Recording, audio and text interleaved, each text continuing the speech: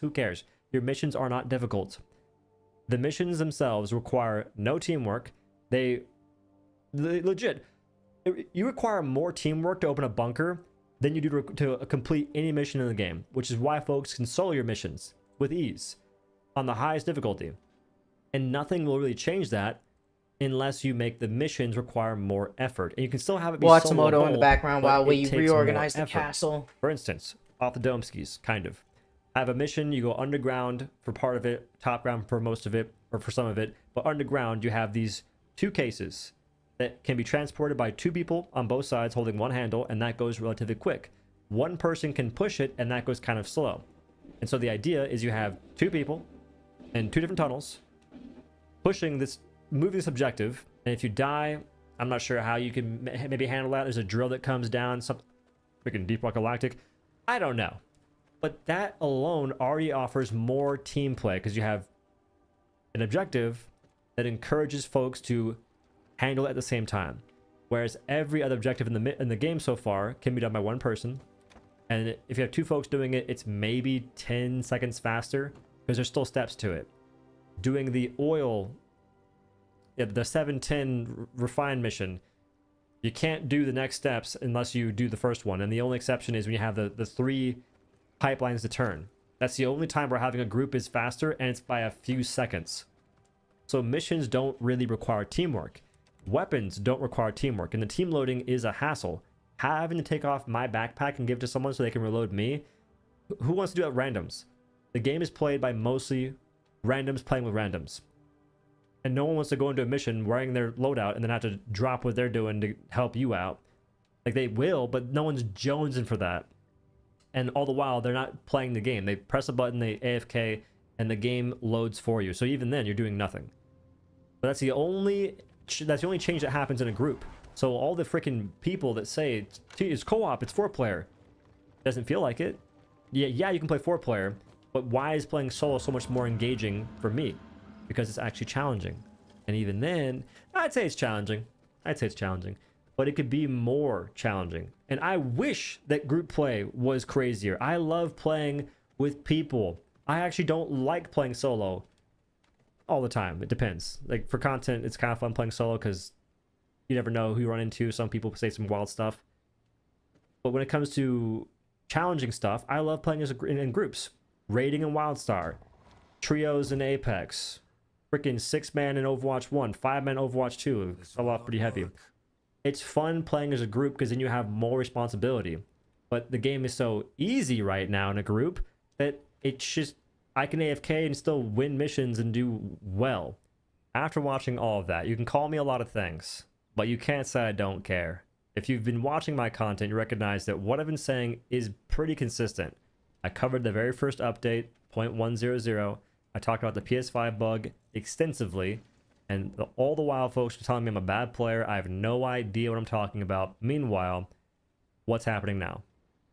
The PS5 and Sony thing. You're just trying to... You're a grifter. You're trying to talk about it for clicks. Meanwhile, talking about it is what got things to change. Even though there's still 100 and something countries that can't buy the game. But that's more of a Sony thing. And they're smoked beyond belief. I just want the game to be as good as I know it can. Not because I have this crazy dream, but because it's the game I've already played. I know it can be far better. There's so much more improvement it could have, even past what I played in the past, what we've played in the past, and we enjoyed. But the vision, the idea, the philosophy around balancing has got to change. And I don't know if one person can change that, but if anyone can, it would be Piles. He mentioned time to kill, or TDK, being a big factor in why folks don't use certain weapons, I believe, or something like that. Whatever he said, it made a lot of sense, and it was genius. Because that is the quickest way to describe why folks don't use certain weapons. Time to kill. That's the biggest reason. But folks will still use bad weapons because they like the appeal, they like the aesthetic and the fantasy. But if you make things better, then you'll attract more people to use different stuff, add variety, and you add more playtime that's meaningful. That's what I'm looking for. I want things to be good. I'm not looking for everything to be the same, per se. Although, to some degree, I wouldn't mind it. Let's say AMR, Railgun. I wouldn't care if they both did the exact same thing to bots, but maybe Railgun requires one less shot because it requires charging. They're both snipers in a sense. And that would make it more fun, because right now I just don't use railgun versus the bots. It's not that great. Horrible versus gunships, factory striders, tanks, utility. AMR is decent versus those things, so why would I ever use the railgun?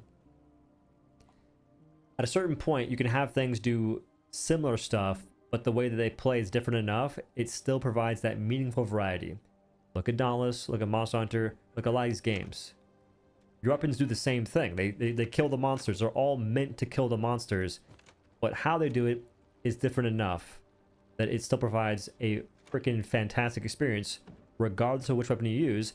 And if you really want to, if you really are a fan of the game, you can play every single weapon and have a good time.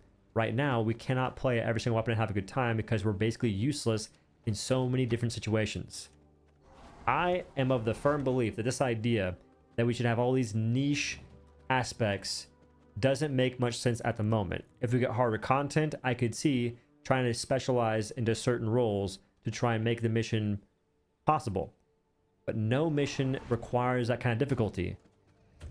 Not even close. The last thing I want to say is a game for everyone is a game for no one. A game for no one is a game that's no fun. I think that Helldivers 2 should focus more on fun. They can keep the difficulty, they can also increase it, but fun should be a major factor. When you add changes, it's kind of dumb, but I'll keep are that those there changes for now. going to improve the player experience or take away from it? Anyway, thanks for watching. Have a good day. Huge month for this video sponsor, GeForce Now, powered by Cloud GG. They just upgraded their hardware and now you can play games in the cloud utilizing Star Wars setting is and how much life they've breathed into the visual, the aesthetic of this video game. Like, there's just so much to remark as you're going through it. It definitely looks, again, to compare it to the Respawn Star Wars games, this definitely looks much more visually intricate in a way that leaps out at you in certain places, and I really enjoyed that about it. So, yeah, basically, again though, this traversal challenge thing was fun. It was pretty basic, and that was the end of that demo.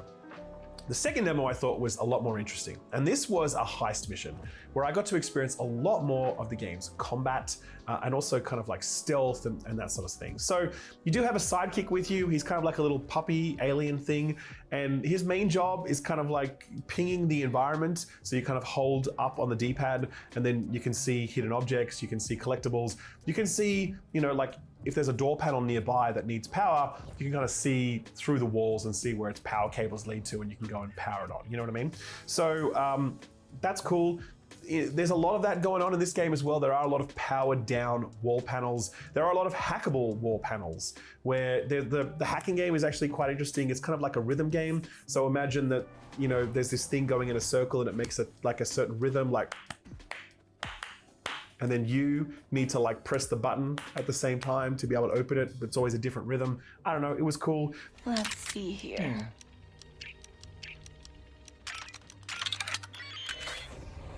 There was another one which is kind of like Wordle. To hack computers in this game, you actually play a version of Wordle where you need to like line up these symbols in certain ways. It doesn't really make sense to explain it here, but when you experience it, you'll be like, oh yeah, that's definitely Wordle. Yeah, so that making your way through, because obviously you're a scoundrel and you're trying to like break into places that you're not meant to be. So do expect a lot of that there as well. Do expect a lot of sneaking, and the environments that I experienced were very well designed to set that up. Enemies were pretty blind, you could very easily maneuver around them. That wasn't hard. There's also a whistle to be able to distract them, pull them over to places. But yeah, you can obviously stealth up behind them for instant KOs, or you can just avoid them entirely if you're that way inclined. Or you can just kick the shit out of them, because you do have a melee attack, you have a kick and a punch, and you basically you can brawl on if you like, and that will still alert all the guards when you start punching on, but it's fun to fight that way. And again, it's part of that scoundrel fantasy that works. There is, of course, also your blast up, which has two different sort of modes. It has the normal red bolts, which are lethal to humans. And then it's got these, you can press a button and it will switch to the blue bolts, which are used against droids mostly. It'll be used against energy shields. And it's also used to power up certain nodes that you might find. So again, you find a control panel, it's powered down. Oh, here's the battery. You shoot it 3 times with your ion blaster and boom, off it goes and you can continue on, right? So combat though feels very competent. It's not doing anything too flashy. It's very cover-based, which is not at all surprising because this is from Massive, the studio that made The Division. And I definitely felt quite a bit of The Division's combat coming through in this game, in the level design and the way that it would set up its arenas with very obvious cover points. There is a slide button that when you're running, you press B and you'll kind of slide in behind cover very easily. There's also a roll, and at least a few of the combat encounters that I faced, I had to sort of like make my way from cover point to cover point. Again, very, very The Division. But other than that, it's just, yeah, shooting guys with your blasters and throwing grenades. And, you know, they'll push you out of cover though quite a bit. They throw grenades back at you and that will force you out of cover, again, like The Division. Like most third-person shooters, really. But it was all very competent and I had a good time playing it. Again, not remarkable. Don't expect anything crazy, but expect something to be, you know, expect something fun, right? I'm too smart to die. There is an intruder moving through the station. So that heist mission basically culminated in me collecting an artifact. Then I needed to haul ass to get out of this place that I stole it. I then needed to make my way through this little town and deliver it to an NPC. And once I'd done that, then they were going to help me. And that's kind of where the demo ended, right? So that was demo 2. And I think that was the best overall slice for, you know, what this game is going to feel like to play moment to moment. The third demo that I played was for the, you know, in-space flight stuff, right? You take off with your ship, you are being chased by TIE fighters, you take them out to a big sort of debris field, you're flying into the bigger structures and you're avoiding the smaller bits of debris that are sort of flinging around. It is fine, I would say. I think this is the least impressive, this was definitely the least impressive part of the demo. We've had some really fantastic, you know, Star Wars space games in the past, for sure. Like, you know, like that one from EA Motive, for example, which is really great, and a whole bunch of others. This is just kind of very functional. The flight mechanics don't feel particularly deep. That small encounter that I experienced, there wasn't much to it. You know, TIE fighters didn't really put up much of a fight. It was very basic. Not bad by any means, but again, not exceptional. Like no one's gonna be buying this game for the space flight side of it. I'll just put it that way. It almost feels like it's a pacing mechanism that takes you to sort of break up the rest of the game being on the ground, okay? But there was a really cool sequence where you just kind of drive up to a planet, hit a button, and then the landing sequence initiates, where you just go through the atmosphere, clouds kind of obscure your view, and all of a sudden, you know, the city is beneath you. And it was a nice transition that felt really cool. And then, you know, you land there and you get out of your ship and all of a sudden you're in town. It looked incredible. It was a masked loading screen, don't get me wrong. This isn't No Man's Sky. It's not seamless in the way that it does it, but it's a nice loading screen. So, you know, it was cool.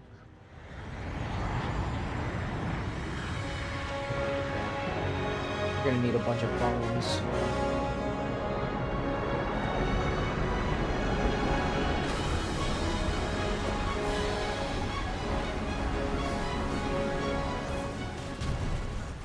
But really the most impressive part of all 3 demos that I experienced was after I landed with my ship and I was now in this new town, and I kind of just got to walk around and explore it. And this is where those Star Wars vibes really came through. The visual fidelity here was incredible. There were so many people walking around. They all had so many different like barks, you know, audio barks, and they all sounded very authentic. Yeah, it was just, there were like mini games there, right? I could bet on the horses from like Canto Bite, and I could, you know, just randomly bet and I could sit there and watch a horse race. There was a card game, Sabak I think it's called, and I didn't really know the rules of it, so I lost, but I played a few rounds of that. There were some arcade games in there, which were also really fun. So obviously the game wants you just to sort of chill out in these spaces, and it's nice to do that because they really do feel very authentic and very lived in. It does like one attack before it goes back. I loved what they're doing with that. And that apparently is the least of it when it comes to how open world this experience promises to be. They were very clear with me that this demo, or these 3 demos that I experienced, were very linear, far more linear than what the rest of the game promises to be. And I believe that in the sense that this is Ubisoft. And if there's one thing that Ubisoft knows how to make, it's an open world game, like almost to a fault, you know what I mean? So yeah, I'm looking forward to seeing how that opens up. The other thing I would say, and this is my main point of concern, is that narrative-wise, Ubisoft games are very often not good. I think it's too early to say whether or not this will be good, but I really liked what I what I saw of the narrative and the voice work, and how authentic that felt. Like, it really felt like it got Star Wars. The main character felt like she spoke like the scoundrel you'd expect, and the aliens you were interacting with, the crime bosses, and everybody else, the droids that you met, everyone just kind of felt like, oh yeah, that's how it should be. You know what I mean? None of it stood out to me as like tin-eared, like it didn't. We have really what we get need what for the Star Wars workshop was. floors. Plenty It of felt plank. good. It sounded Stone good, brick, and I was copper impressed by ingot. that. We And got a I'm little stone finding brick. We need myself more far more copper. optimistic about this game's narrative We need than I was at the copper, start, because as I said, when sulfur. it comes to Ubisoft and their We'll get some writing, more I always, copper, sulfur, and so stone anyway, brick. Then we'll be good. I really enjoyed this. I did. I think if you set your expectations at the right level, you're very likely to enjoy yourself as well. I mean, obviously, full review pending.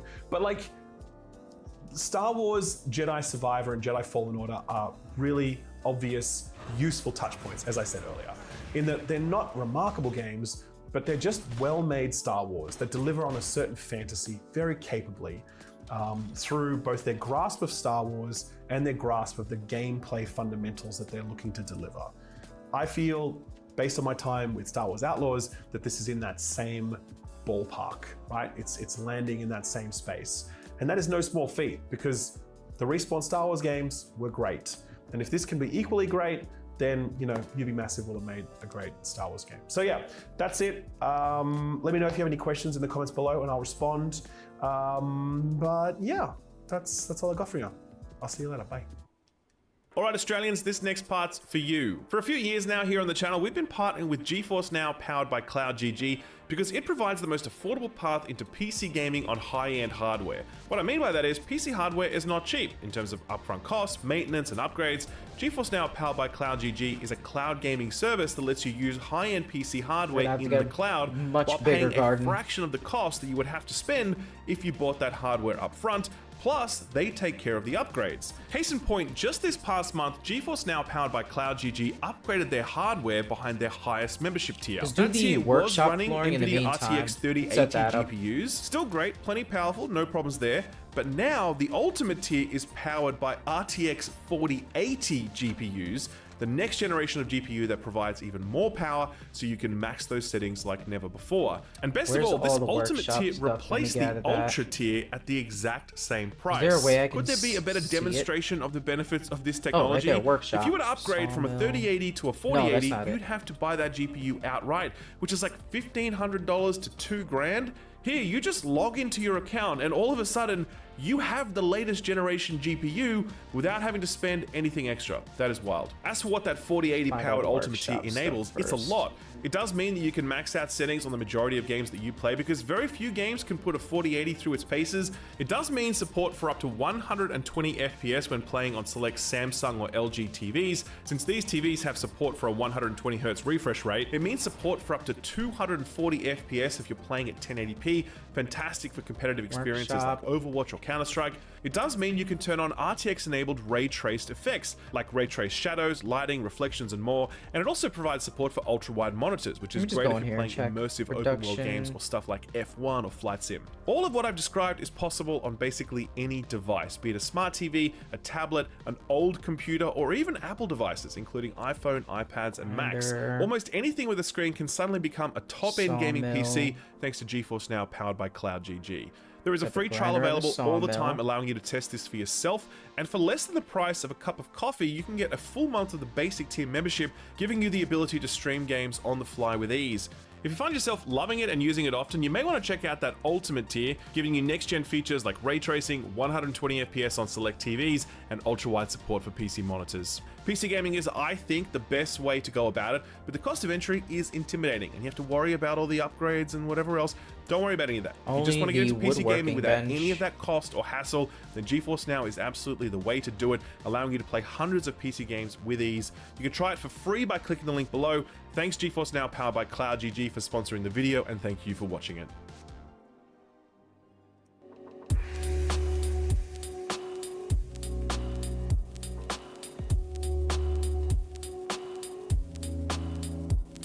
That's it? It's gonna be a tiny ass workshop.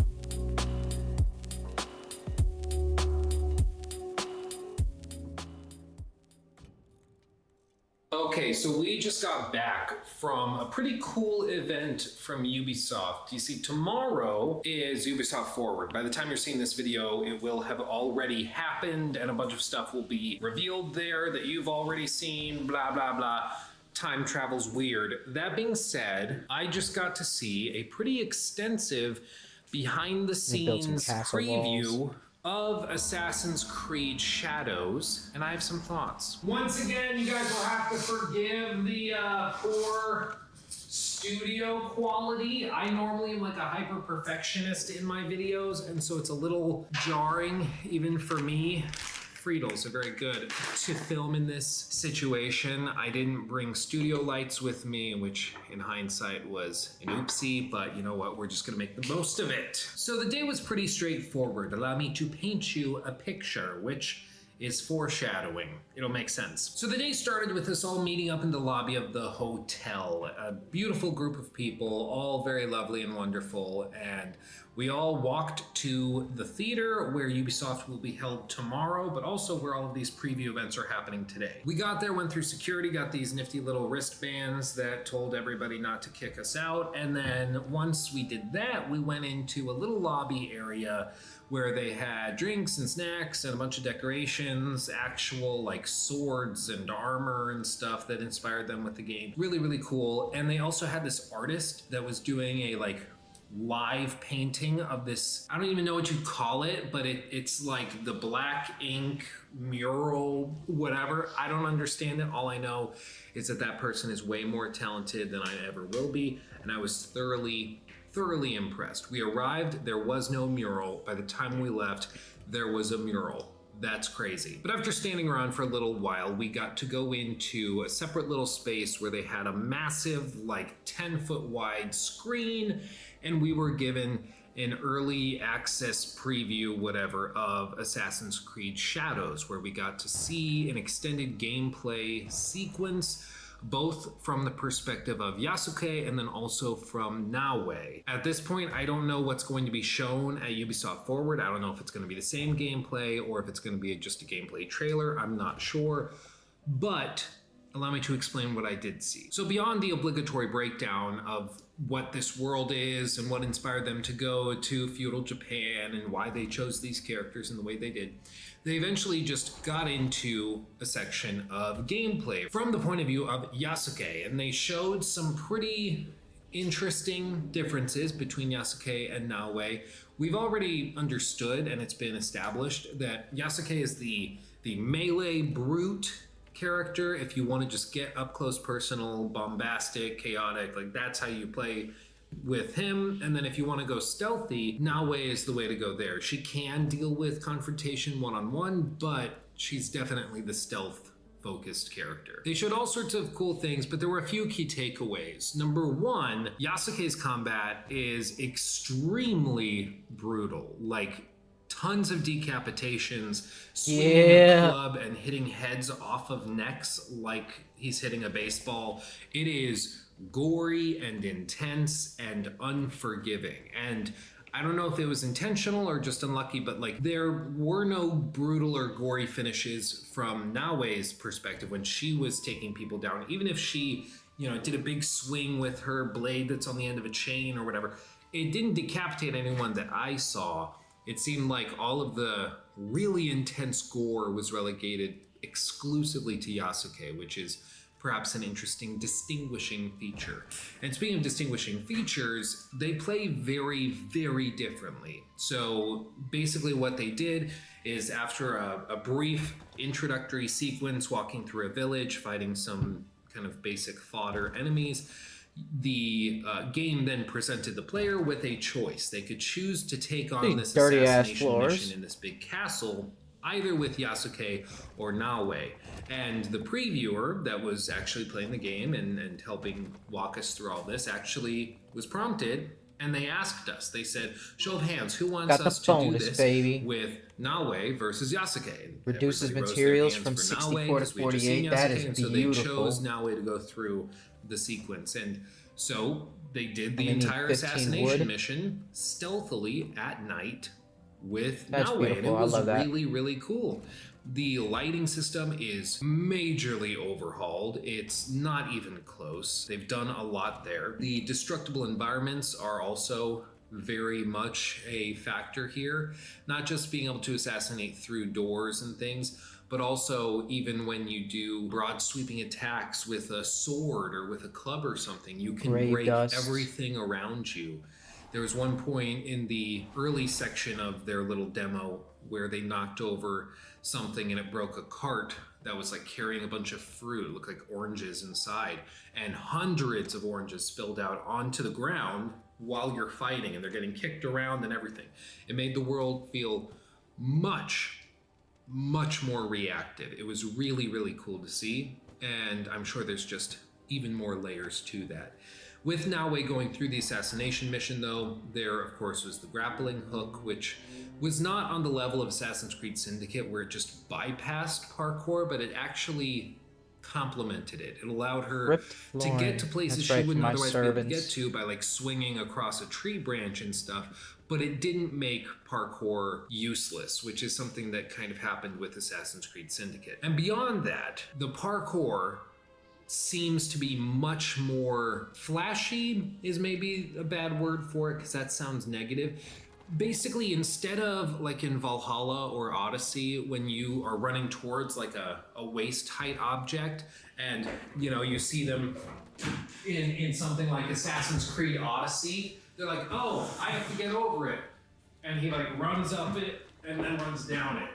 It's not like that in Assassin's Creed like that. Shadows. The characters will actually like spin off of objects. They'll go up and then they'll like roll their butt over it and spin around and all sorts of cool things. And it works really, really well. It looks much less like a video game, and I thought it was pretty cool. Now, to be clear, we didn't get to play Assassin's Creed Shadows, so I don't know what the control scheme is like. I don't know if this is one of those things where like there's more finesse with the controls where you can run up and then choose to run down and choose to free run flatly.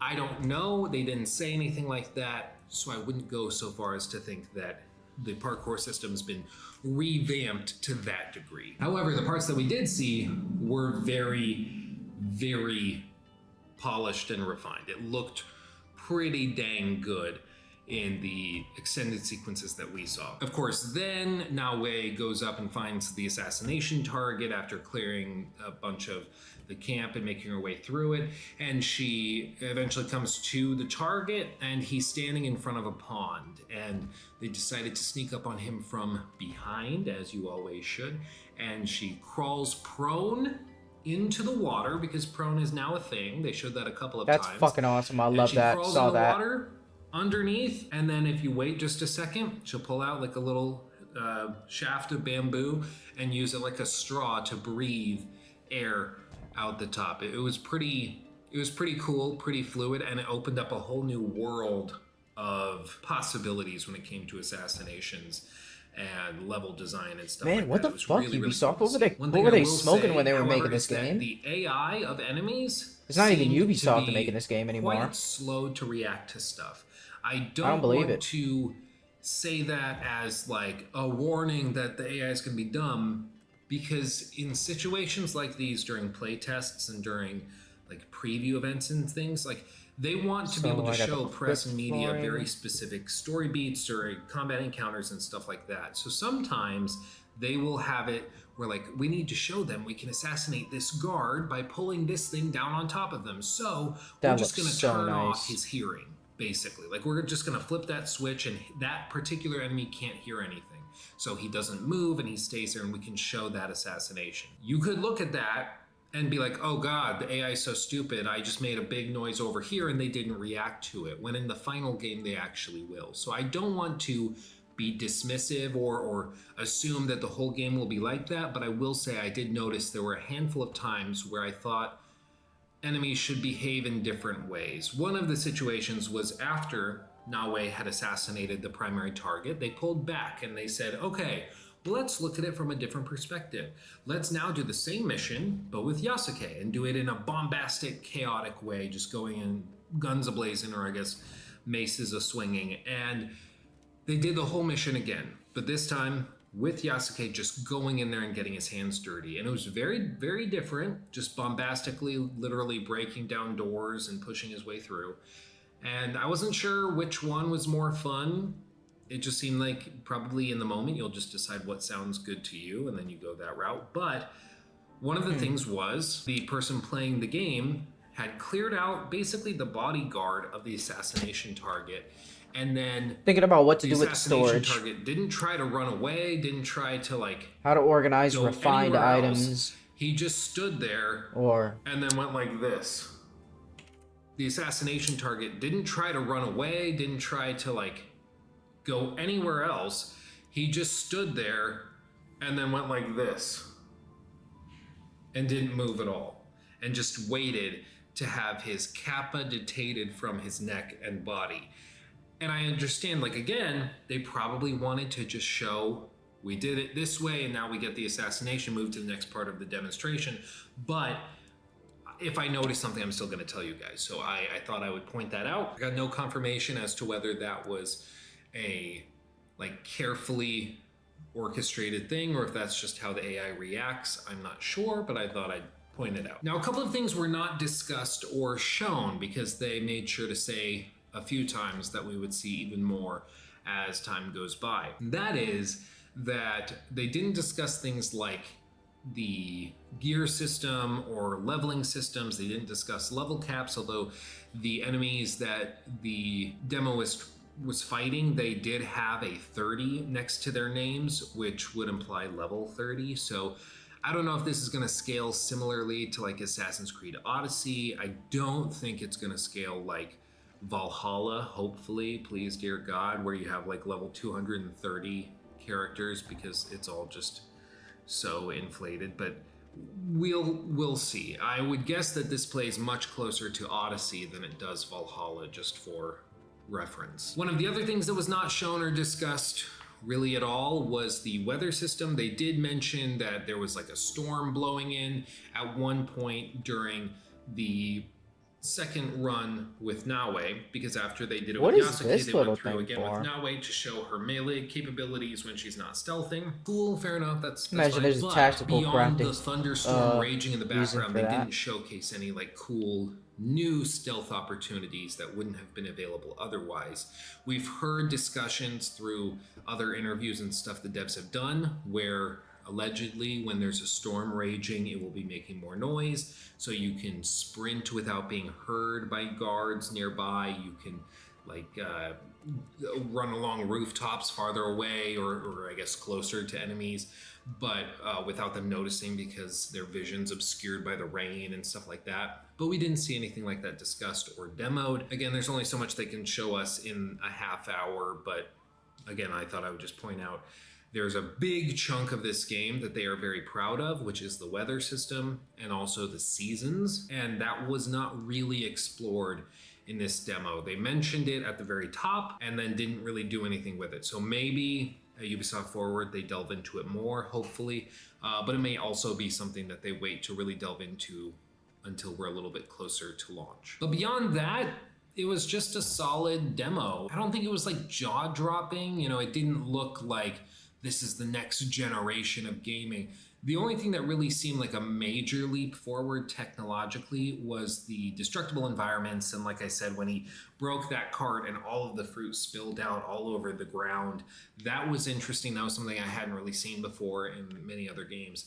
And it made the world feel much more reactive because there were times where he, like at one point, straight up, like he gets a finisher on a dude he's fighting as Yasuke, and he does the big baseball swing, hits the dude's head, decapitates the noggin, and sends it flying, and it landed on a pile of like these like wicker baskets and stuff, and the head knocked those over, and it all fell down to the ground, and it was just a cool interactive moment. But graphically, granted, this game is still like 6 months out or 5 months out, whatever it is. Graphically, I didn't think the game was stunning or anything, but it seemed to be running off of a console, and it, as they stressed many times, was a relatively early in development build. So I'm sure it will only look better as time goes by. But it seems like this game is going to primarily crank the knobs in terms of interactability of the environment, destructive environments, things like that, instead of trying to make facial animations photorealistic. I'd say all of that stuff seemed to be roughly on par with Odyssey, and then where they cranked the knobs was with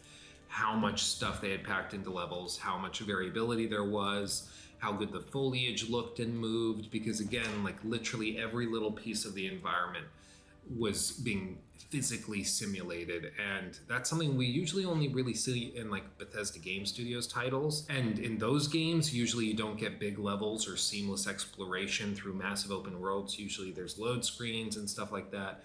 With this, none of that. It's just Ubisoft's crazy data tech, and you know, they're making that look easy. So I was really impressed with parts of it. Other parts I am cautiously optimistic, and I'm waiting to see more. But I would say that this was a pretty good showing, all told. I know some people are going to ask, of course, like, what were things you didn't like about the demo? What were things that you're worried about after seeing that? And what I will say is that the castle mission seemed to be pretty straightforward, and I'm not sure how that's going to be shaken up from encounter to encounter to encounter. Like, how are they going to make that assassination mission in that castle feel significantly different than assassination missions at other castles? Maybe they don't feel different. Maybe it is just like, there's 50 castles, 50 targets, have fun. But I just genuinely don't know. They can change the layout. Maybe sometimes there's a pond in like the garden where the assassination target is. Maybe the assassination target is on the top of a tower and you have to climb up there, which makes it much harder to do that mission with Yasuke versus Naoe. So all sorts of things. It did seem really interesting that they had a lot of routes and things that were not available to Yasuke. Like, Yasuke cannot use the rope. He does not have a hidden blade for any assassinations. He plays very differently than Naoe, and they are unapologetic about that. They're like, yep, they are different characters. They are meant to be used differently. We're not trying to make them both viable for stealth or melee. Like, one is for one and one is for the other, and I can appreciate that. One of the other things I didn't love was that it seemed like the encounters were pretty easy. Like, again, this is one of those things that's probably just an artifact of it being a demo that's being shown live. They don't want to have like a demo where they're stuck at a boss fight and they just can't get past it and they're just hitting their head against the wall and like, well guys, we wanted to show you half an hour of stuff, but we can't get past this encounter, so sorry everybody. Like, nobody wants that. I get that, I understand it, but I do want to point out that it seemed as though there was not a whole lot of challenge. There were interesting things where I think on higher difficulty levels it could be more interesting. For example, big brute-like enemies, they have layers of armor that pad them, and you can't get like finishers on those enemies until you have dealt enough damage to those armor plates to make them fall off and make them therefore vulnerable to other attacks you may have. Another thing is like Naoe cannot assassinate or perform an assassination, I guess is the more precise way of saying it, on samurai that can see her coming. If they are alerted to her presence, she cannot just like sprint up to them and do an assassination finisher move and kill them in one shot. They will be able to deflect it, use their armor to prevent that.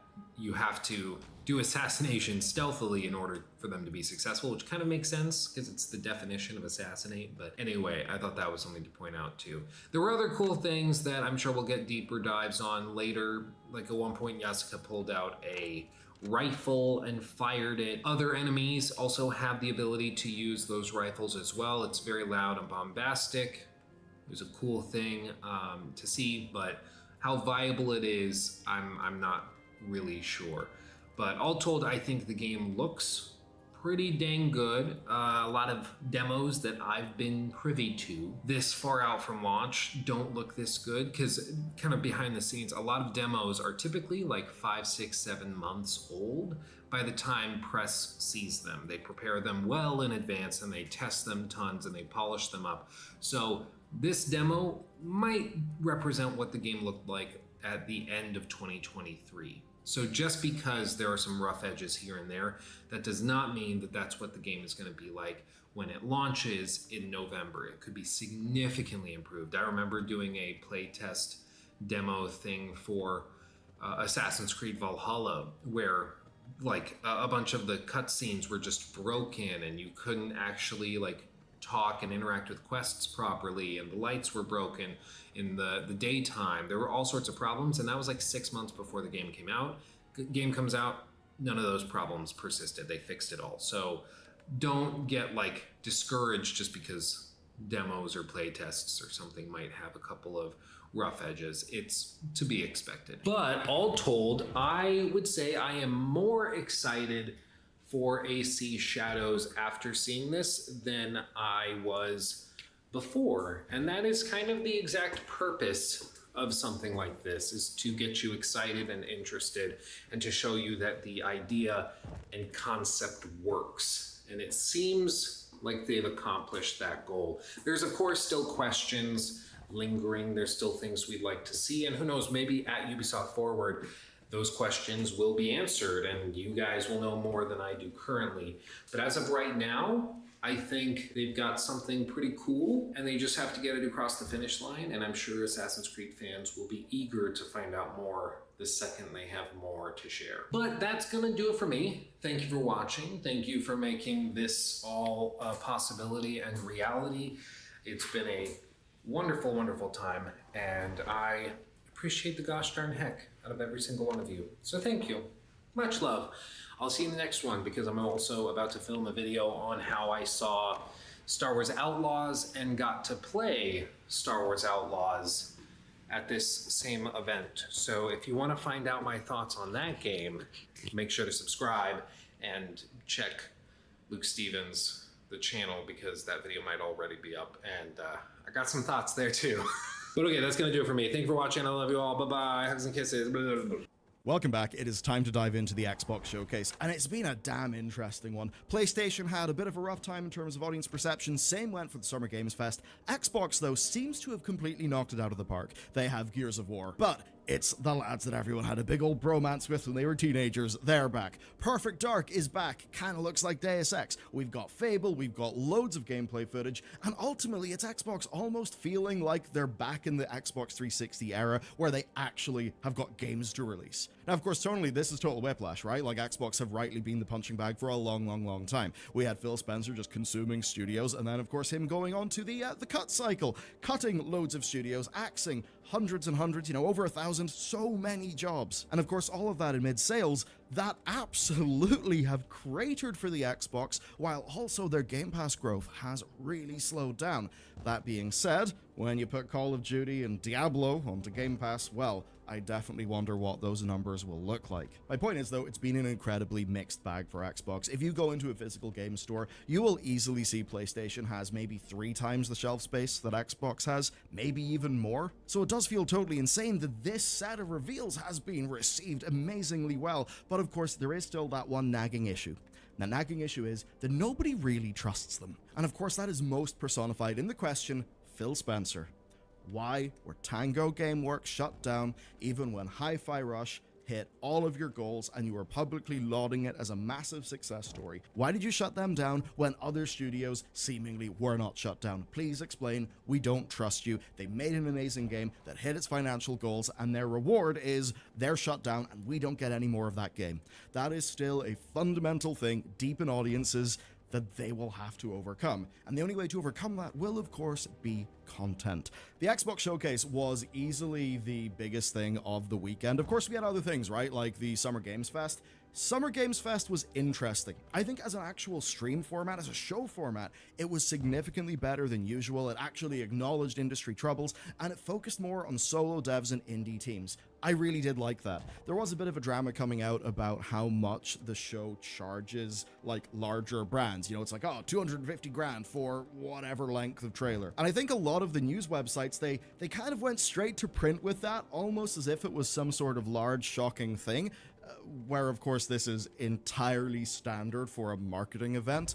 The bit that maybe didn't get as much of an emphasis is that in an editorial capacity, they do quite a lot of free slots as well for, for indie teams, for non-AAA games, basically, that they think are cool and want to support. So that was a little bit of drama. I think it was one of those situations where the headlines were certainly quite, quite eye-catching. When you actually went into lots of those articles, though, they did actually mention the editorial stuff I think just a lot of devs in the industry, they just kind of came out to say, oh no, actually they do actually try to care about us indies as well. But of course, for a lot of audiences, indies are great, but they really want to see where the big bucks are going, and that is exactly why things went well for Xbox. Take a look at this, right? This is Jeff Keighley's poll. So Jeff has been doing polls, just like this one, for all the big events. You can see here, 65.7% giving it an A. This is night and day compared to the other showcases. Extremely positive, easily the most positive by a wide margin. And of course, if you're wondering why, it's pretty damn simple. They had a lot of games. And that's the sort of thing that can happen when you just gobble up a large portion of the industry. But that in itself, of course, is a long-term strategy, and that is why Xbox has had years like 2022, when they released less than 5 exclusive titles as a publisher. But now that a lot of that work is actually sort of coming to fruition, they've been able to show off 31 games in 1 hour, where 17 are first-party titles and even more are console exclusives. It was a hell of a lot of games, and because Microsoft have a lot of money and bought quite a lot of large studios, a significant chunk are big-budget AAA franchise titles. Of course, yes, we love indies. We, in fact, are an indie studio as well. And indies have been carrying 2024 in terms of really good, high-quality games. But for general audiences, what they want is a big budget action game in a franchise that they recognize, and that's what Xbox came to do. We've got Fable reminding us that it exists. We've got Perfect Dark. Now, Perfect Dark, that's been an interesting one. One of those quadruple A titles that everybody thought would never really come out, but some things changed with development, and now it pretty much is Perfect Dark mixed with Deus Ex, which honestly I'm pretty here for. We've got Gears of War with Marcus and Dom, and Mad World chords being played, which is quite funny. And then also the Coalition confirming they will be returning to a full Gears of War 6. We had big cinematics for World of Warcraft and Diablo 4, and then the promise of way more games. We've got South of Midnight, we've got Avowed, and then of course the shadow drop in the form of Starfield's first big content update and the modding tools, alongside a set of pre-built mods to buy. Flooring. So that's a lot of pretty damn Nice. big things. Of course, texture being added to that with a bunch of AA and indie titles to kind of break up the show. It was a lot. I mean, you had plenty of games for the Xbox 360 generation, of course, Fable, Gears of War, for people wanting the big multi-plat titles and all the Game Pass stuff. They're happy. They really did have a lot, including things that people were not really expecting. That said, there were 2 big things that didn't happen that people thought may happen. One of them was a rumored handheld console. Yes, that would I could basically open this up be here. Microsoft themselves taking Make them all, on like, Asus, taking on interconnected. Valve, and doing an Xbox-focused handheld. This is something that Phil Spencer has actually talked about fairly openly. So the rumored handheld didn't appear. It was teased a bit later on, and I think it could be a major They need strategic separate move for Microsoft to make. You see, a real doors. strength that they could have. Yeah, that one's is closed off anyway. Doing this with a massive scale, right? So getting some of those really good scale economics, and basically back. taking the war Sorry about that, boys. to the other people. Of course, yes, there's the existing PC and Linux-based handhelds. But I will put an Nintendo- extra- Now, obviously, Nintendo have got their first-party games, and those are not going to be Put that coming back out in there. some Xbox handheld.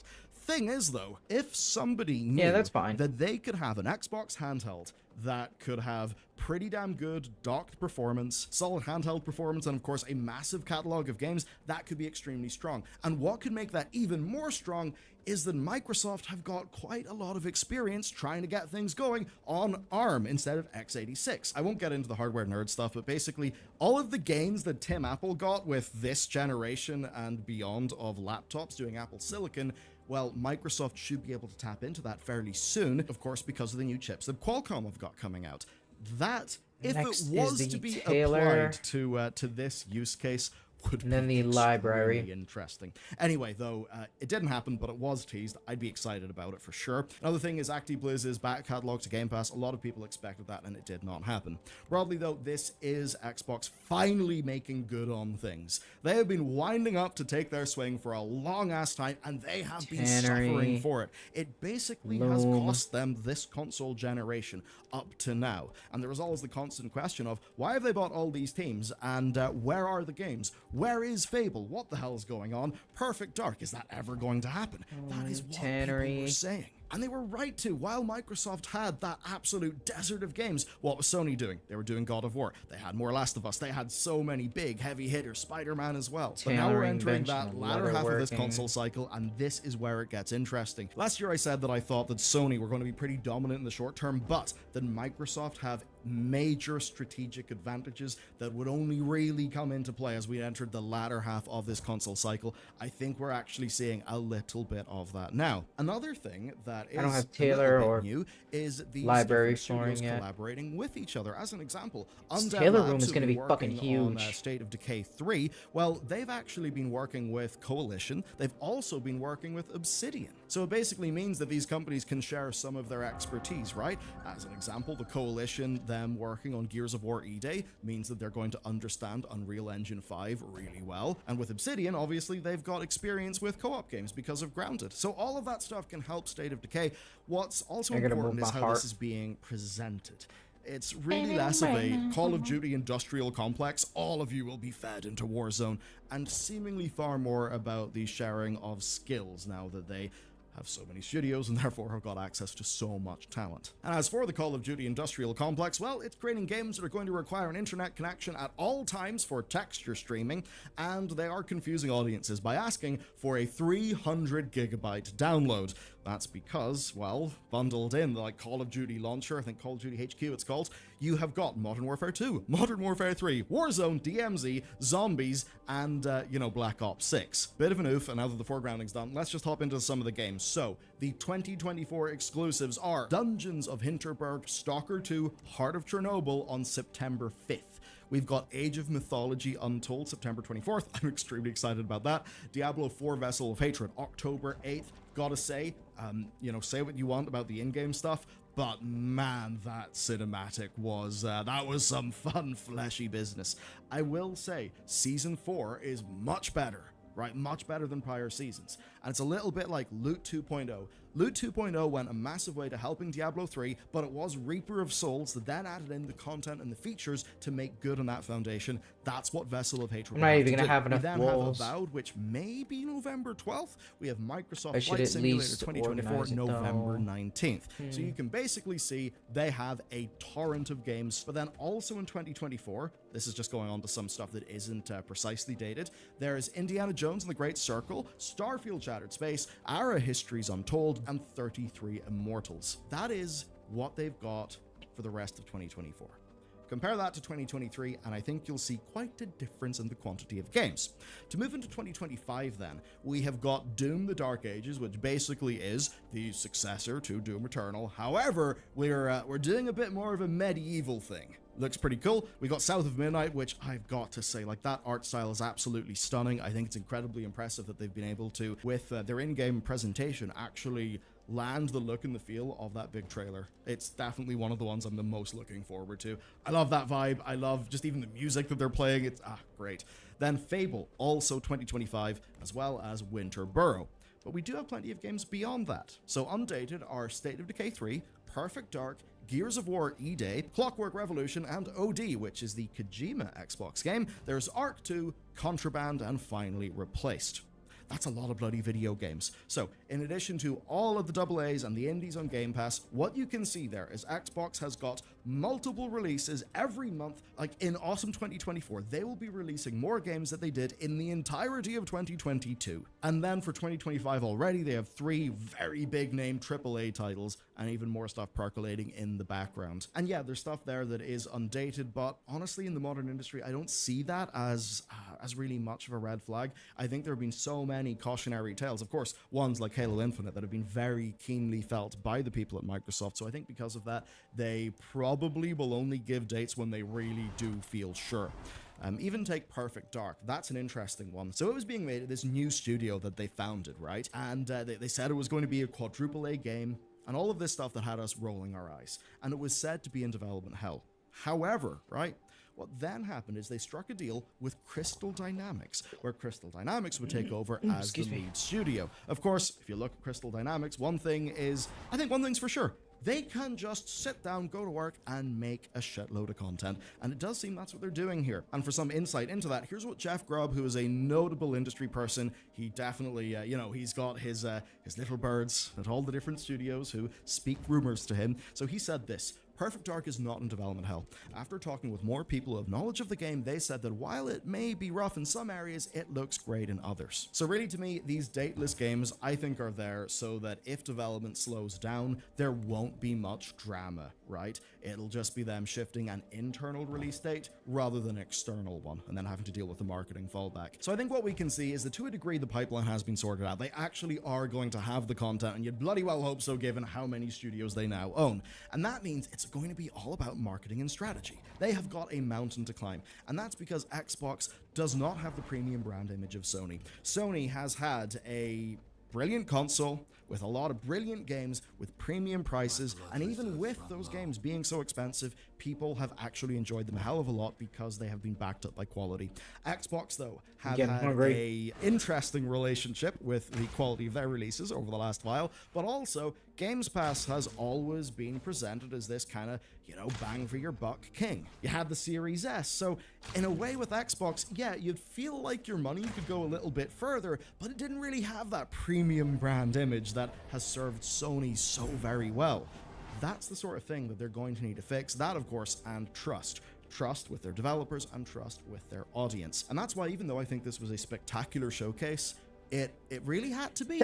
It couldn't be anything other than that. I mean, if it was just good, they would still be left in a really bad position because in terms of public awareness, they have had an absolutely abominable, terrible first half of 2024. Mass layoffs with Activision, the chaos of the reactions to their decisions to put games on PlayStation. Remember all of the Team Green, the people that bleed green, they love Xbox so much, basically having their public meltdowns of like, oh my god, did I back the wrong side? Then the rumors of Halo going to PlayStation, the closure of multiple studios like Arcane Austin and Tango Gameworks, it has been absolutely shite. And that's why there is an undercurrent of doubt amongst quite a few industry onlookers, right?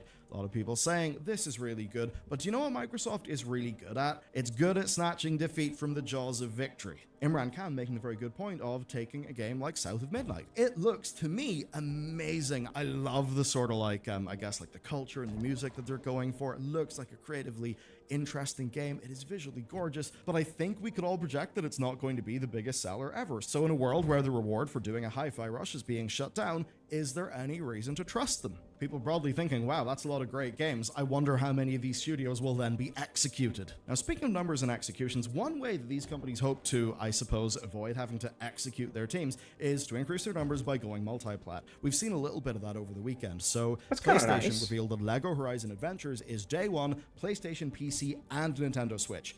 That's actually pretty major. Those games sell absolute, just humongous copies, and now it's going to be on the Switch. Another example of that is one that I actually didn't think we would see, and that is Phil Spencer confirming to IGN that Doom: The Dark Ages will actually be on the PlayStation day one. So it's not going to be Xbox only, but of course, versus Sony, Microsoft are also counting in something. They're basically counting on the day one Game Pass thing being such a large draw that, yeah, they can release a bunch of their games multi-plat everywhere. But eventually people will start to say, hang on a second, I have bought 3 games from Microsoft on my PlayStation. If I had Games Pass, I'd only be paying a few bucks a month and I'd have all of those video games and I wouldn't have to pay more money. That's obviously the strategy they're going for. I think it's also a pretty smart strategy. Now, it is kind of interesting because he went on to say that basically he had a meeting with Marty Stratton. Marty is the studio director of id, and basically Marty said, I want to do every platform, and Phil agreed. So kind of interesting that he was able to have that much sway. Maybe that's one landmine at least diffused a little bit. So that's good, but of course, if you're IGN and you're in a room with Phil Spencer, you have obviously got to ask him the question about the big elephant in the room, the 4 studios that just got closed. So fortunately, IGN did challenge him on that. And unfortunately, we basically got the same thing. He did that thing where he put the focus on individual developers rather than the action that was taken. This is what Phil said. In the end, I've said over and over, I have to run a sustainable business inside the company and grow, and that means sometimes I have to make hard decisions that frankly are not decisions I love, but decisions that somebody needs to make. I suppose I maybe think about the opening miniseries of Battlestar Galactica, where some compartments of the ship need to be vented or else the fuel lines will ignite and they'll lose the ship. But guess what? There's people in those compartments, and it's one of those things where it's like, tough call, but I need to hit the button that kills everyone. Of course, the difference here is that this is not a life or death scenario, and many people would challenge Phil saying, but surely your short-term Save the financial queen. interest that led to you Kill the shutting down peasants. GameWorks is going to bite you in the ass in the long run, because those were incredible developers who made an incredible game that truly could have grown into more. And we just never see Phil actually engage on that point. So I suppose always remember, if you zoom it in to people, to individuals, it actually makes it so much easier to let the real systemic problem just float on by. And that's what Phil was doing. I think Microsoft PR have pretty obviously schooled him on that. I do think that Need to be they're right to do that. grounded. I do think that Phil's Okay. answer is, in terms of his objectives, a really good answer. But obviously, given our interests, it's a pretty horrible answer. It just means that as good as all of this looks, Phil has clearly signaled, if things go rough, there will be cuts. But there is then the sort of thing where a lot of people, they have troubled trust on that, because those cuts just don't seem to happen evenly across the different parts of the company. That's it for today's video, though. Look, very strong showing, lots of stuff that I'm certainly very interested in. I mean, World of Warcraft stuff, big thumb up. That expansion's actually shaping up to be pretty damn great, and a lot of these games look fantastic. I'm still sad that, Deus Ex Mankind Divided is the last one, probably, but if Perfect Dark can carry some of that forward, I would be pretty excited. To draw it to a close then, let's talk I about just some shove key this in a takeaways. corner. Number one, Call of Duty going on to Game Pass, Diablo being in Game Pass, and probably more Blizzard stuff. That is, I think, going to have a meaningful, positive impact on their numbers, and I'll be fascinated to see if we actually get any more reporting there, or maybe if the industry analysts who have ways to measure this kind of thing, if they end up saying anything. And it certainly looks like the highly successful model of, Game Pass plus a premium upgrade that they did with Starfield. It does seem that that's what will continue. Ultimately, though, I think they are positioned extremely strongly for the latter half of the console cycle. The question is, people don't own Xboxes, but they do own a lot of PCs. And if they can get this stuff going good in PC, they actually could achieve some meaningful results. As an example, Helldivers 2, the absolute amazing success story for Sony, has earned most of its money on PC. And that just goes to show how important PC is in the modern landscape. And that is somewhere where Microsoft are fairly well positioned. So if they can do well on PC, and if they can have some sort of handheld that could maybe end up being competitive with Nintendo, and in terms of a first-party, high-quality experience, also competitive with Valve and the ROG Ally, then I think we could be going somewhere I'll put it there for now. But anyway, that is it for me. Let me know, what are your favorite games, what are your takeaways, and of course, I'll be back tomorrow because we have got a lot of things to talk about.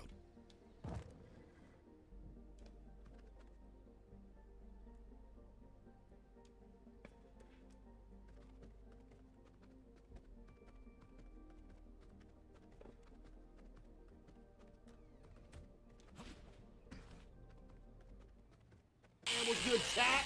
I ain't even late. 1 to 10. How we doing, ladies and gentlemen? I'm back. Hey! What's good, Wing? What's good, Rob? What's good, Zach? What's good? He's done. Never been more done. He's so finished. She spoke to the authorities and she said that she had bruises all over her body. Abash sat for a recorded wire call with Alan, DJ Academics, which during the call she claimed Alan graphically recounted and admitted to doing all of that to her, even going as far as to describe what her looks like. Yeah, to describe what it looks like. My man was actually sitting there memorizing this poor girl shit as she was out cold. This led cops to obtain a warrant for the surveillance footage and other evidence. Abash later claimed that Alan disposed of several items. He was getting rid of evidence. Bro thinks he's Jeffrey Dahmer. At the dumpster near his office, presumably, Alan was attempting to destroy the evidence. Despite taking her allegations to the police, Abash chose silence, heard the lawsuit, and ostensibly decided not to press charges. This poor girl.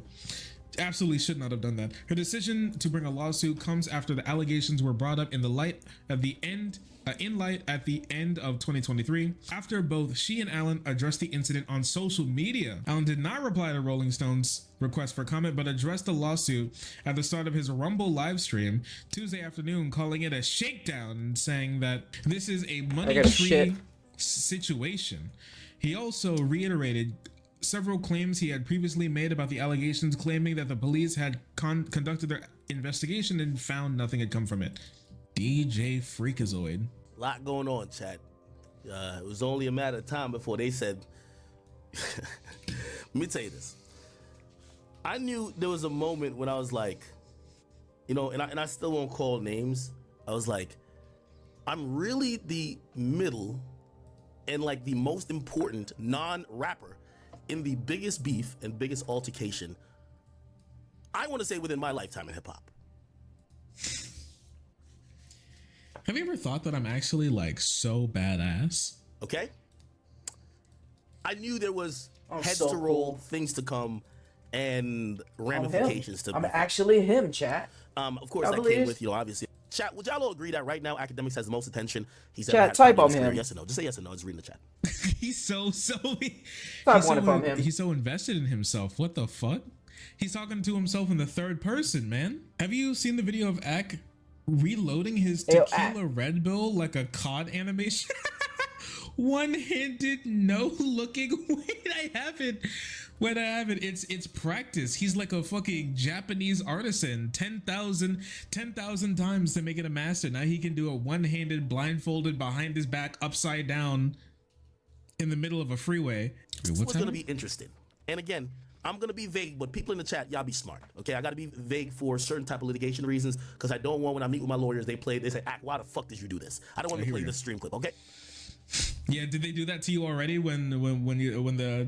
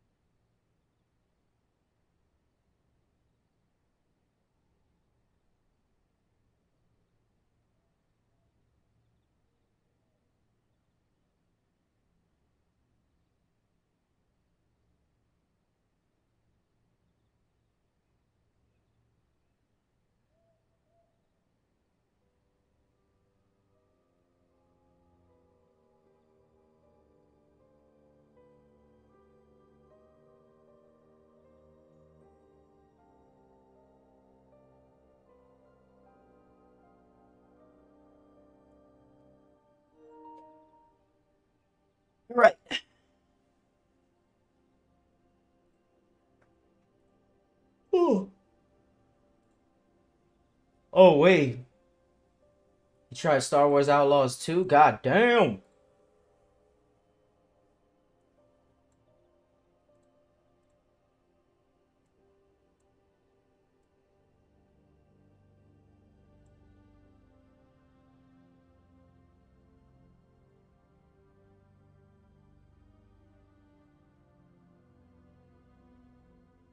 Well, we just got back from playing Star Wars Outlaws. By the time you see this video, Ubisoft Forward will have happened, and I'm not sure what will be shown at that. You might see gameplay, you might not. They wouldn't tell me what was being shown at the showcase, but Jacob and I both got to play roughly 45 minutes to an hour of Star Wars Outlaws across 3 different missions. We got to try kind of a big set piece exploration based mission. We got to play more combat stealth oriented mission, and then we got to do a mission where we were going on it, like we were on a spaceship, and then we got into our ship, and then we took off into space, had kind of a dogfight, and then seamlessly landed on a planet. It's pretty cool, and I have some thoughts. So the first thing to understand is that this game is currently slated for an August 2024 release date, and I think it showed in the demos that we tried. This was probably one of the most polished demos I've played the entire week that we've been here for Summer Game Fest. I've played other demos for games that are allegedly coming soon, like Stalker 2, that were really, really rough and felt years away, but this actually did feel ready to go. Like I encountered maybe one issue the entire time I played, and it looks like it was just because the cable from the controller slipped out from the like PC that it was plugged into. Other than that, it was seamless. Like the game was freakishly beautiful. Everything was super fluid. All of the environmental effects and the bustling city, all the NPCs, it was all great. No pop-in as far as I could see anywhere, and you better believe I was looking for it.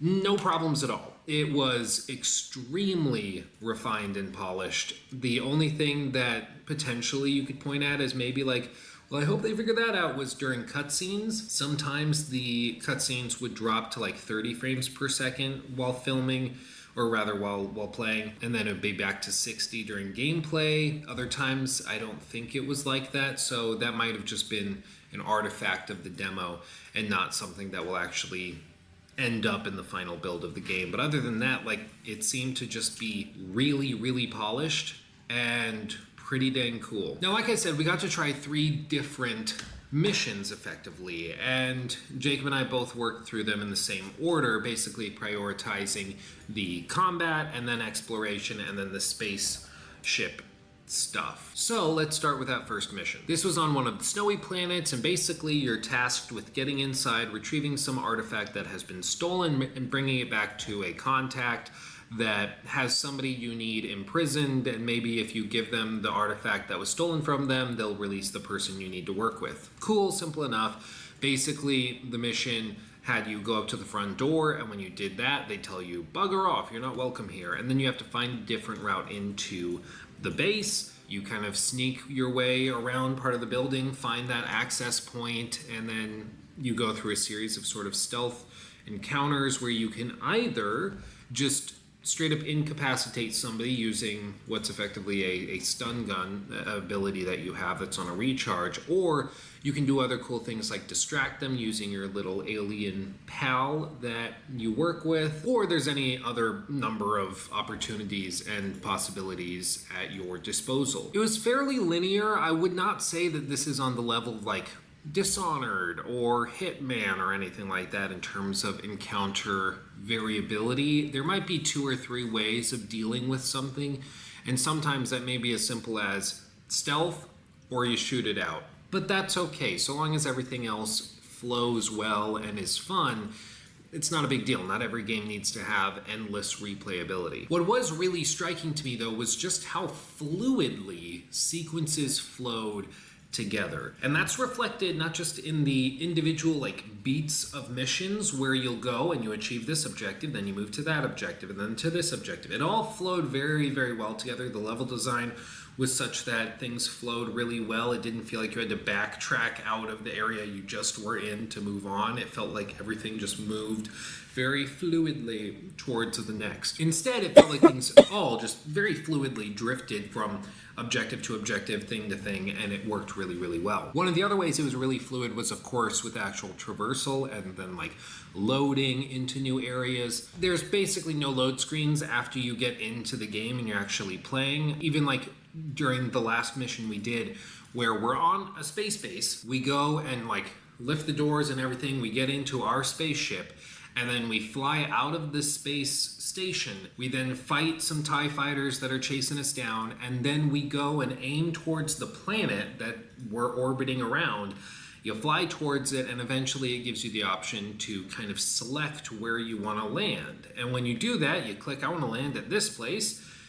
It just zooms in, you fly in, the camera angle doesn't really change at all. It just shows the atmosphere blowing by, and then you land in the spaceport. It's not like No Man's Sky or Star Citizen levels of freedom for the player. Like, you can't land anywhere on the planet, but it's the next best thing. Like, this works way better than like the Starfield way of doing things, in my opinion, where there's a hard load screen. Instead, there is basically loading happening, but you're just not seeing it, and the game doesn't take you out of itself or out of the immersion with a load screen, splash screen. It doesn't do anything like that. Instead, it keeps you in it, and you just fluidly land and then get up, walk out your ship, and walk to the next quest objective. Again, it's just super fluid. One of the things that I thought was a little bit less fluid was sometimes the combat would be a bit easy or a bit tedious. You know, if you're fighting waves of stormtroopers and you're using just your basic blaster pistol, you can swap different abilities for it. So some like the basic ability is just the plasma attachment basically, and it just will fire your typical blaster laser and deal damage. You also have a blue one that's used for breaking shields or overcharging droids who won't take damage from the traditional attachment on your pistol.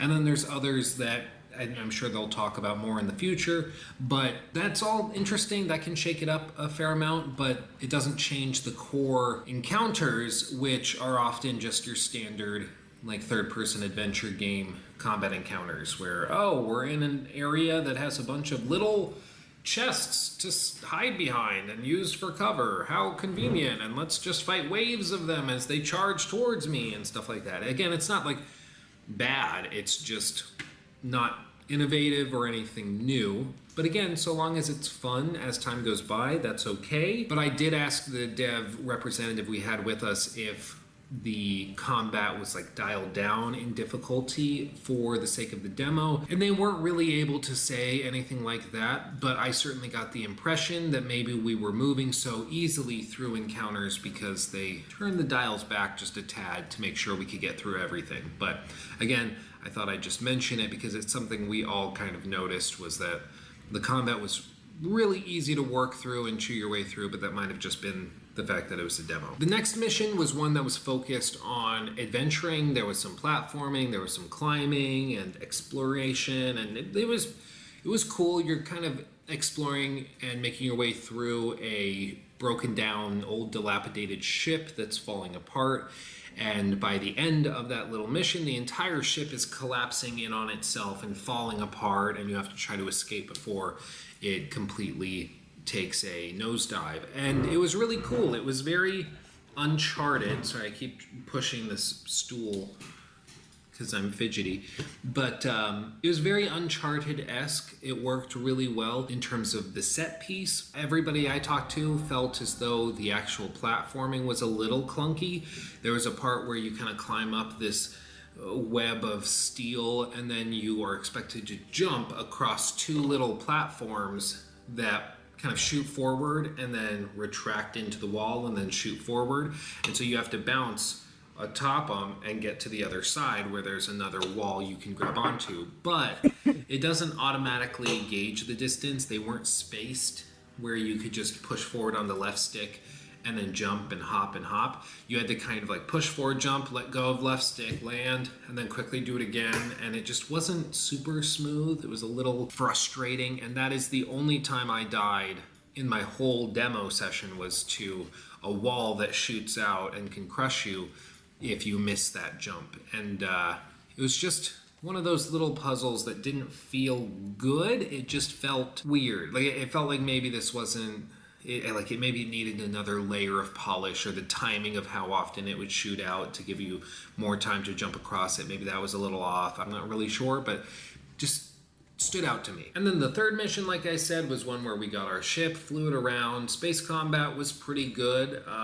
Nothing really to write home about, but also not bad or anything. It just was kind of what you would expect from space combat. And after that, again, seamlessly transitioning down to a planet surface, landing, hopping up out of your seat and walking down to the next area.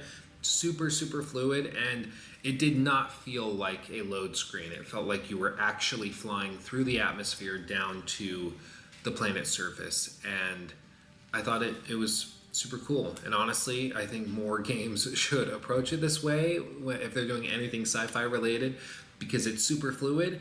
Ubisoft has shown it's technologically possible for like cross-platform games to pull this off, and I think this should be kind of the standard. If you're going to try to do multiple planets, probably try to do it this way if you're not going to go all the way to like No Man's Sky or Star Citizen levels. But other than that, there is nothing really negative to say. I was really thoroughly impressed with how fluid it was. There was a lot of random little garbage to be picked up in the environments, just scattered all over the place. Some of that I would imagine you're going to be able to sell for currency in the game to upgrade your blaster or get cosmetics or something like that. So I fully expect there will be plenty of those mechanics at play here. But all the cutscenes looked really, really good. The only time I had any weirdness was in one cutscene where it seemed as though they didn't swap the models for the cinematic variants. It seemed like I went into a cutscene and it kept the gameplay model, because the lip syncing in the cinematics is always really, really good. But in this particular cutscene, it looked like it was just a cinematic camera angle on a gameplay conversation. You know how like cinematics can look great, but then in gameplay, the characters are just, "Hi, it's so nice to meet you. I'm so glad you came here." Like, it sounded like that and looked like that. Maybe it was just me. Maybe it was a bug. I don't know. But that was the only time I encountered anything like that where I felt like maybe that would look bad. But everything else was really just refined and polished and beautiful. And they've put a lot of care into the little bits of world building and things. I was just genuinely impressed. Like, I really don't think people should sleep on this game. I think this game could be something pretty cool. Of course, the more we find out about it, the better, but I left pretty impressed, which I wasn't really expecting to do. And I, like, nothing really that bad to say about it. I'm like, I wanted to play more. If they had given me a copy to like play now, I would be putting another 5-6 hours into it tonight. Like, I genuinely enjoyed it and had fun. It gave me Jedi Survivor vibes, but way more polished and finished, frankly. And then it also gave me some Uncharted vibes and how they had structured things, but it was extremely fluid in how they tied every encounter together. I'm just genuinely impressed, and that's kind of refreshing. But what about you, Jacob? What? What about you, Jacob? Did you have any thoughts? What did you think of Star Wars Outlaws? Oh, I thought it was good.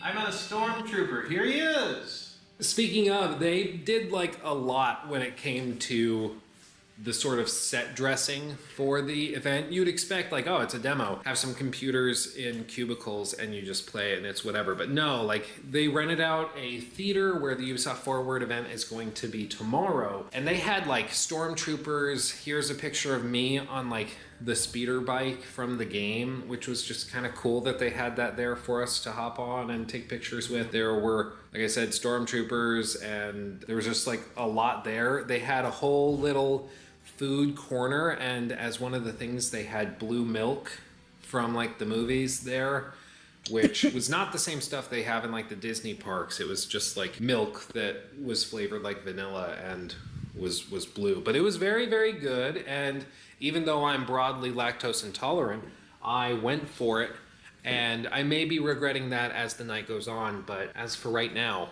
I feel good. But emphasis on right now, because I can feel it starting to turn in my stomach. So thank you for watching. I love you all for making my dreams a reality.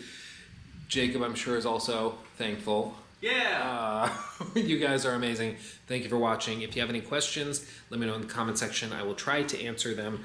I am genuinely interested in what the broader gaming public thinks of all this, because I'm pretty impressed. I don't know what they're going to show at the showcase tomorrow, but if it's even a sliver of what we saw today, I think people could potentially come around. I know they kind of started a little rough with this game, but I think the more people see and potentially play, the more impressed they may become, because what we played today was pretty impressive. But that's going to do it for me. Thank you for watching. I love you all. I'll see you in the next one. Hugs and kisses. Bye-bye.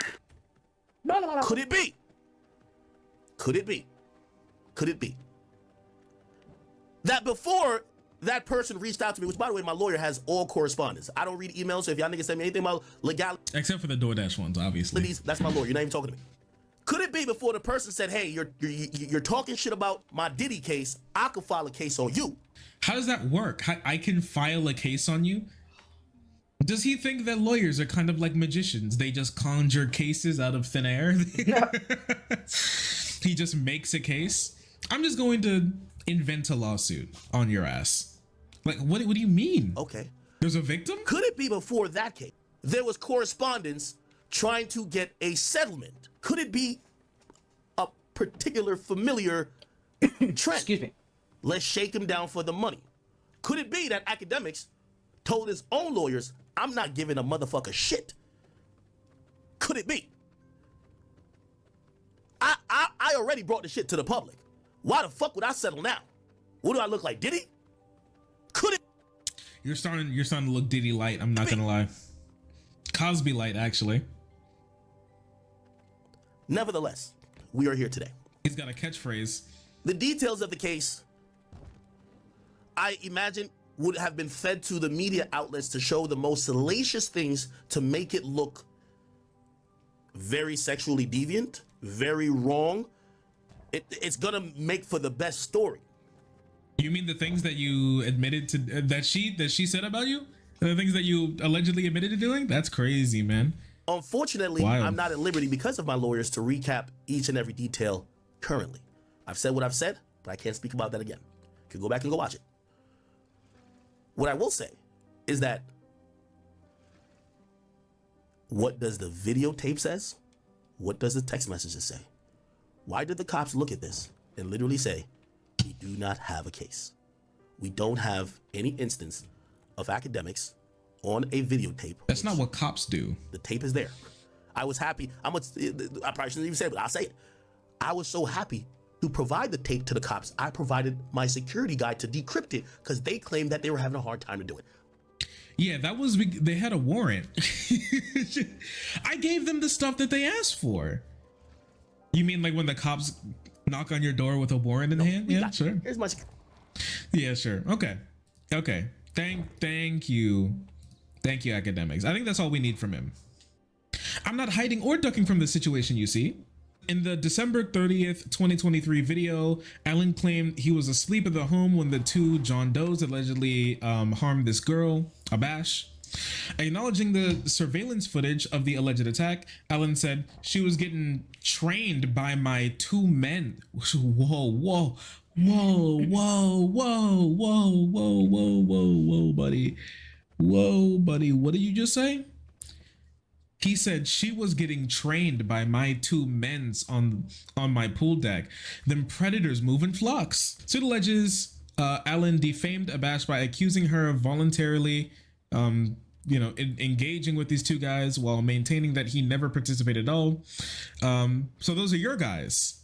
So you're friends with two rapists. Minimum. I think I'll keep Those the are my stores guys. lined up around here. This also goes on to allege that Allen knew his statements in the video were misleading and false, as was the possession of those text messages from Miss Abash, where she stated that she did not know what happened on July 16th, and that Mr. Allen was informed her of the night's events. In a statement, Abash said, "I'm confident that justice will prevail." Tyrone Blackburn said, "Litigation is always the last resort. After several unsuccessful attempts to privately resolve the case, Ms. Abash was left with no choice other than to file. Mr. Allen's hubris will be his downfall." Yeah, because remember he said that, "Oh, they reached out to me like a settlement. They're just trying to get money from me." This dumb motherfucker should have went with the settlement. That you did that to her, allegedly. And she decided to still not press charges and tried to get like a settlement without taking you to court and making it public. So not only does he have to deal with this, with all the stuff that he and his men's, as he said himself, did to this poor girl, but now there's going to be a full case going on about it. He's going to be put to trial when he could have just done the rich guy thing, which is just pay the woman to shut up and then moved on. Wow, he really is stupid, isn't he? Discovery is going to be terrible. Discovery, you think he's gonna start crying on the stand?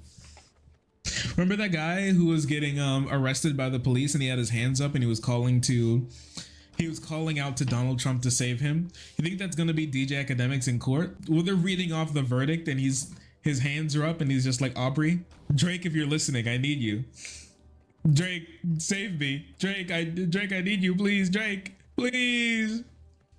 What was your last video on this guy? Remember when Fresh and Fit went on that podcast and they like said girls like you or this and that, and then she absolutely roasted him? That was being hosted by DJ Academics, and he was copyright striking everyone whoever was even like really talking about it, looking at it. Yeah, he was going in and manually copyright striking some of those videos. It was terrible. Is he strong enough to fight his way out? No, he isn't. He's a massive Drake writer. He is the #1 OV ho, I'll basically say. He does tricks on it. That's actually why they call him DJ Acrobatics. Yes, I did see that he accidentally leaked his emails and it was all DoorDash order confirmation.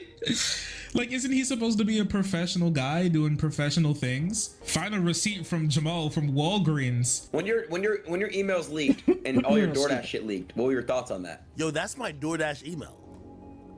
Like, that's my DoorDash. Yo, like, you have a specific email just for DoorDash? Yeah. 100%.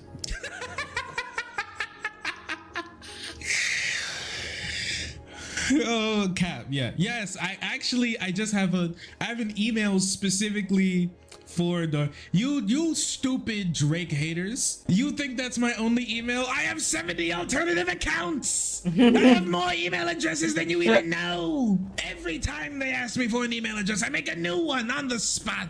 Well, if that's the case, if you have so many, then why are you always logged into your DoorDash one? Silence. Drake wants to speak again. Well, I have a DoorDash email. Yeah, I don't know. Did he get DoorDash so much he has to have an email for it? Really? So that email, and I hope nobody tries to hack it. Fuck you, bitch ass, if you try to. That's my DoorDash email, and not only that, that's my DoorDash email that I used to send clips to. I would like email it to that thing because it's signed into this computer. Silence. Nice alchemy Drake room. has something else terrible to say about minors. Yo, did you see that clip about Drake saying he missed the days when he was able to like make out with his fans? This Aubrey guy, he does have to stop. Do you still kiss your fans? No, I stopped that. I think there's a button video circulating about. Yeah, I think 2009 you were kissing your fans. The glory days, man. You know, I miss it a lot. That was when I miss it a lot. The glory, the days when I used to take advantage of my fans. I mean, what's the point of being a person with an audience if you can't fuck your audience? Have you ever thought about that? What else are you doing it for? I don't know why people think, for whatever reason, I have like the secret connection. Well, sometimes, but that's only for certain releases. I don't know why people keep coming. Hold on, let me go to my bookmarks. The amount of people that sent me this, right? Saying that Kendrick Lamar lied. Let me just explain one thing, okay? When I first started doing the whole like listening to music on camera, there were only 2 niggas that I ever saw do it, right? There were 2 people ever in life. Like, I mean, on the entire platform. Not just like one off or this person's doing it because this person thinks it's fun. Like, no, it was 2 people on the entirety of the entire platform that were live listening to music. And that was this Somali nigga with a really big forehead, or he might have been Ethiopian, I don't remember which, called Is Talks Cheap, and Big Quint. Those were the only two people that I saw that were live listening to music on camera. That was it. That was the only people I've ever seen do it, right? And on the music discussion end of the spectrum, I saw Dead in Hip Hop and I saw Anthony Fantano, and that was it. I decided to do my very first one to a Kendrick Lamar untitled, unmastered record sometime in 2016, and I was met with the harsh reality of a copyright strike. Boom. Immediately killed all motivation to want to continue a channel, but I was like, you know what? I want to post this anyway, so I edited it down, and boom, I posted it anyway. After that, boom, got hit with a copyright claim, but I wasn't upset because the video was still public. And that has been my reality when it comes to uploading music first listens the entirety of my YouTube channel. So it made me go crazy to see so many people shocked at the idea like that their videos were getting like either demonetized or copyright claimed or protected or whatever the case might be. This has just been the reality for the situation for like the last, I don't know what, like 7 years or however long, or since YouTube has been a platform and have allowed you to use music in your videos. And whether you agree with it or not, the terms of service that you agree to when you decide that you want to post on YouTube are, if a copyright holder has protection over their copyright, they get to claim it. And even if it's 10 seconds, 20 seconds, 30 seconds, the whole video, they get it. So it was just strange to see like the random criticism or the random like, because people were saying that Kendrick Lamar wasn't letting people's videos get claimed. And if I could show you, where the fuck did that ever happen? I never got that memo. The Not Like Us video, for example. What does it say? Do I go analytics or monetization? Analytics. This video did 500,000 views. The revenue, $0. It happens. It happens. It happens, okay? I don't know. I don't understand this expectation, or what do you call it? I think it was that Drake was blocking this people. Entitlement, I guess. When you're no, it's nothing to be sorry about. I never did or started this because it was like, oh yeah, I just feel like this is a really stupid market to try to make money off of. You know what I'm saying? Like the whole live reaction music Damn, thing. broke like, ass. They're calling Kendrick broke. Creator in any stretch of the word, and you're trying to Did I put the screen make back? a living through, you know what I'm saying, this type of content. Like, it's just probably not a good idea. So like, I just remember, like I said, I mentioned the people that I ended up seeing do it for a while in the beginning because it seemed that they were doing it not because like, oh, okay, it's a living that could be made off of it, but because like I want to share my first experience with all this music that's coming out, and that's it. You know what I'm saying? That's all I thought it was ever about. So I just thought it was weird that so many people were getting on here talking about like, oh, I can't believe that he rescinded the agreement and he's copyright claiming the songs, even though the songs are the songs that he made, or blah, blah, blah, blah. I never thought it was that big of a deal. Granted, when I started doing this, I didn't think that it was a smart thing to try to bank anything off of. Like, oh, I'm going to get paid doing this, X, Y, Z. That was really it. But the fact of the matter is, if that is the case and he did still allow you to make money during that time, what's the problem of him taking copyright now? And so here's the video, I guess, that's attached with this. Let me see what the perspective is here. It's not even him doing it. Him doing it, his label doing it, whether he said it was cool, whether he said it wasn't cool, I don't get it. Like, what's the problem? Feel that off the back of this Kendrick and Drake beef, we as reactors could monetize our reaction videos to the beef, which I even spoke out at the time. I said, hey, this is a huge win because we're finally getting recognition. Well, what recognition? What recognition? What you talking about? Last night, without any warning, because there was enough of a PR movement, there was enough good press around this, that they were communicating this and being celebrated and patting themselves on the back when it happened. But now all of a sudden, they start to claim reactors overnight. And they claimed all of my videos overnight. Chat, I just showed you. Just showed you that my video was claimed the moment it went up. Not that it matters, but you're not the only guy, gang. Like, who cares? Without telling anyone. Without it. Who they supposed to tell? Who do they owe an explanation to? What they supposed to tell? They supposed to be like, hey, Brad. I'm sorry, I know that's racist, but they supposed to be like, hey, Brad. Like, we want to let you know that we're taking monetization back from you. Like, it's not my song, my boy. Any communication. Brad. Come to find out that other channels, Crip said he was claimed on May 23rd. T Grizzly, another one, said he was claimed much earlier. I know Cliff Beats was claimed earlier. There's a lot of reactors that were actually claimed weeks earlier, and were never told that they were going to get claimed. There's been no statements on this, and there's been no communication. Made a huge deal. You see what I'm saying?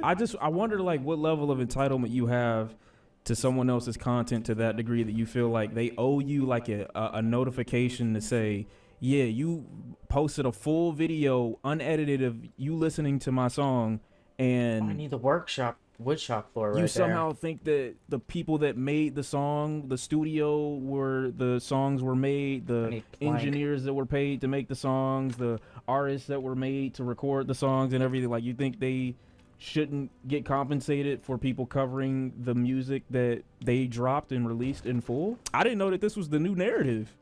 And this is what I was saying, because when I was doing it in the beginning and I saw, you know, the people that I was doing it with, like in the era that I was doing it, it was like Miami and Tabby and me. And then you had the people that I thought was before me, which was Istalk Sheep and Big Quint. And nobody ever complained about copyright, because I thought it was pretty unanimously agreed upon and decided that, like, everybody was doing it because we just thought it was fun and that was it. But I didn't know how many channels and how many people were doing it beyond that point. I literally just looked at the people that were doing it at the time that I started doing it, and then that was it. I didn't see anybody else. And Mallory Bros, I didn't see nobody else. So it was shocking that this was like the new understanding of YouTube's copyright system when it's been like this for a long time. I don't mean to say that YouTube's copyright system is perfect or nothing like that, but if you post it on here, you agreed to those terms of services. So I do think if you cut everything down and you edit it, you shouldn't be claimed. But there have been times where I've done that and I still got claimed. I still got copyright struck. What it is that they want them to do, just to confirm you don't get copyright strikes if you do a video essay of a song album without the music plan. Of course, but that's not always true, because I've gotten copywritten for That's nice. Cover art.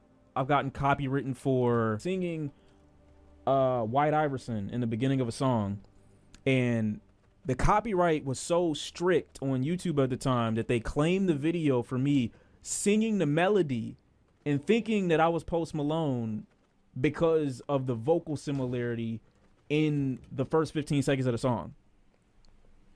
They copyright me for that because I was singing. So sometimes it's been very, very strict and very, very harsh. And while I was able to get them to rescind that because I'm like, this doesn't make any fucking sense, there have been other cases where it's like, okay, like, brother, it is what it is. Like, this is, for example, another example. We Don't Trust You album. Great first listen, really enjoyed myself. Lots of engagement, tons of people like the vid and everything like that. Still getting viewership now, blah, blah, blah.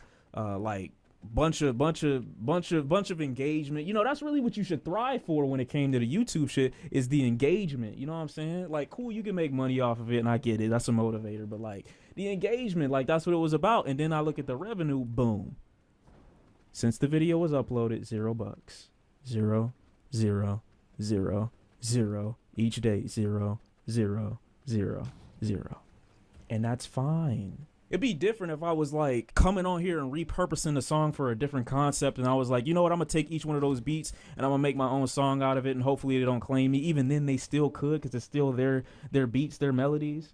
But brother, it's okay. It was just a PSA. You know what I'm saying? If you plan on covering music in a live reaction format on YouTube in any capacity, be ready for the reality that you're not gonna be earning any revenue from live listens. But if you want to take yourself to task to start having discussions and have these topic videos outside of just that, then cool. But why be mad over some shit that you have no ownership over? You got zero ownership over the music that you're listening to, and you have the gall and the audacity to be upset with niggas who have the copyright for claiming the videos that you're listening to in full. See how much sawdust That's I get out of that. crazy. I've never seen that before. Like that level of entitlement. I've never seen that before in my life. It's just not that serious. It is, but like I've never made it a point to make it the audience's problem. Like, hey, you know, copper ingot. Chat, they keep claiming me every day. Like they keep taking the video that it's really not your problem. It's really not your problem. I feel like you're failing your audience when you make your decisions and your choice to want to be on the platform as much as you are and do what it is that you do. Your audience's problem. I feel like you fail a lot when you keep presenting them with new issues that they have no control over. They can't sit up there. They can't change YouTube's copyright system. What, they gonna feel bad and be like, oh, that's crazy. That sucks. But I didn't ask. I didn't ask. What are y'all supposed to do? Man, what's good, chat? I ain't even late. 1 to 10. How we doing? Ladies and gentlemen, I'm back. See how far these guys are. What's good, Wing? What's good, Rob? What's good, Zach? What's good? Alright, all that's done.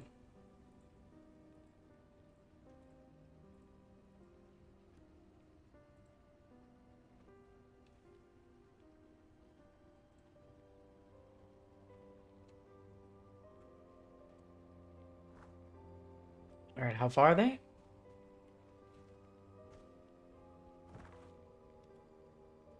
I can just check their coffin. 17 hours, so I'll check back on them tomorrow morning.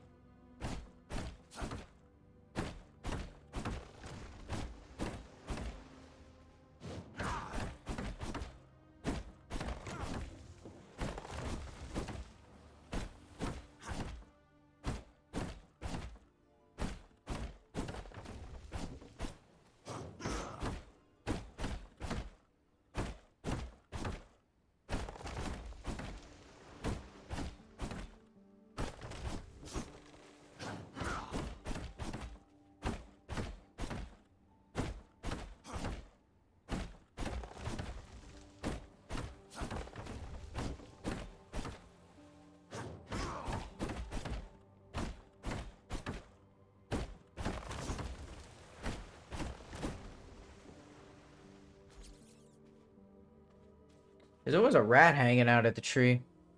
That's a lot of tree. I get a full stack, nice. Got a lot of plants, Hell's Clarion, 60. We need more Blood Rose Seed.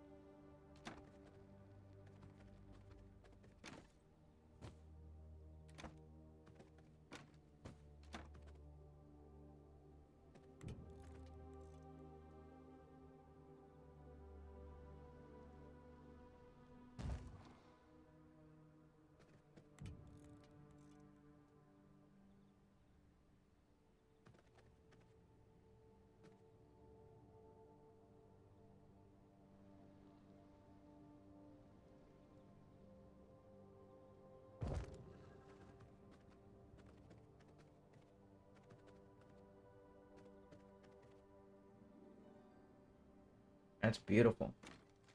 Oh, so nice.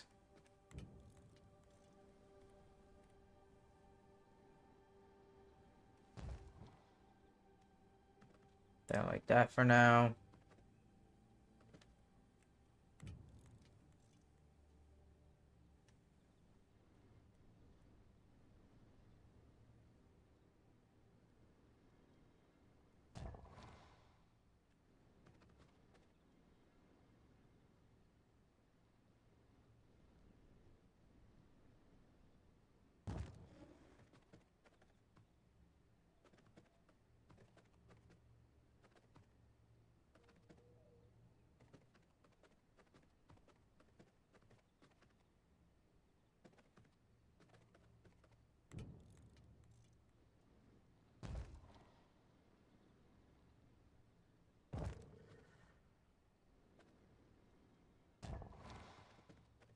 There we go. I got all the lights moving around. These. Move the hallway lights back. Alright, here. Man, the castle is looking good.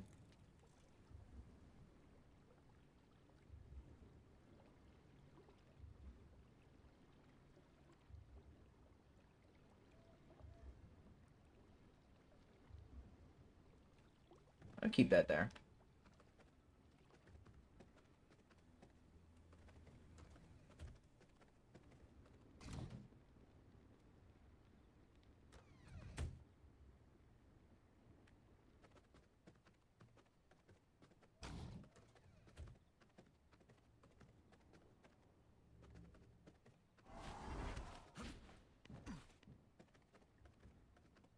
Man, this is so nice. Okay, we gotta get more copper.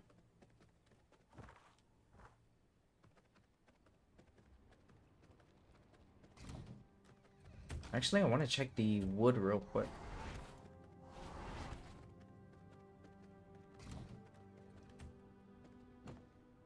70 sawdust, 70 plank.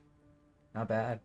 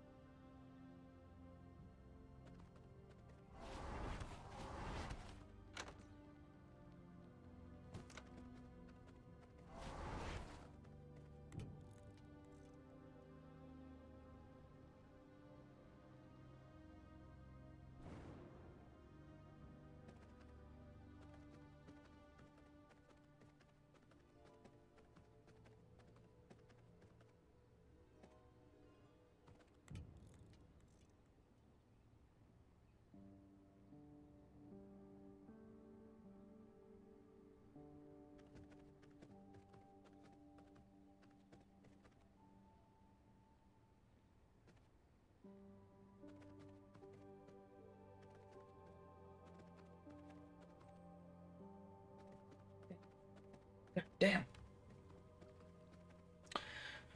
I worked so hard on this. Oh my god.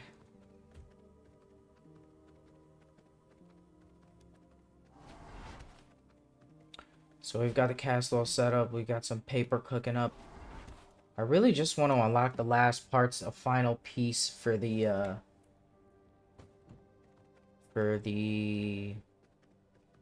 set. for a full set. Yeah, I still don't have enough.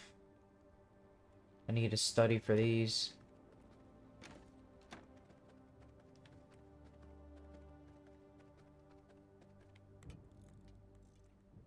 Let's get more copper ore.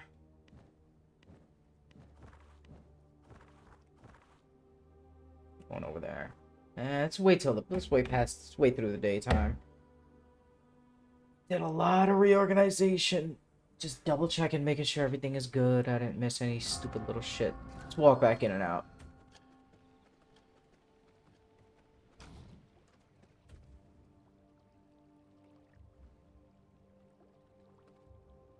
Okay. Okay.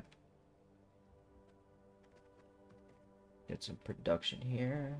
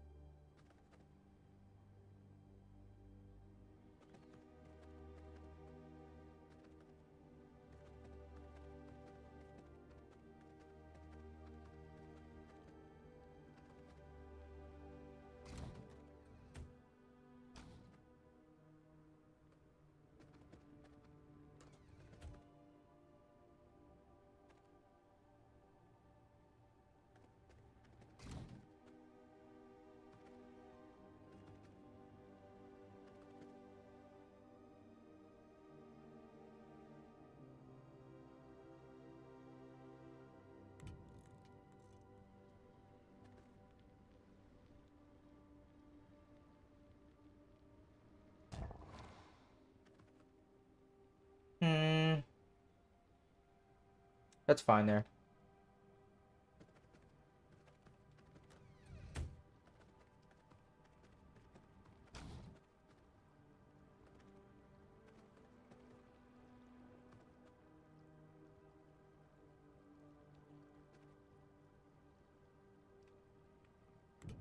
Could move him a little closer.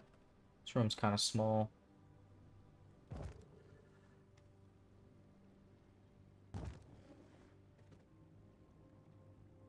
I could get more blood presses too. What does it take to make them?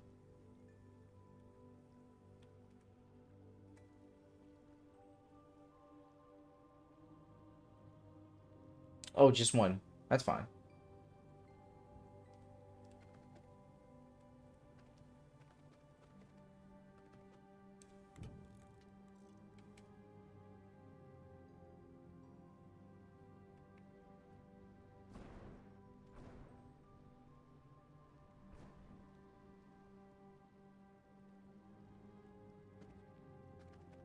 Here we go, some lighting. All right, we're set.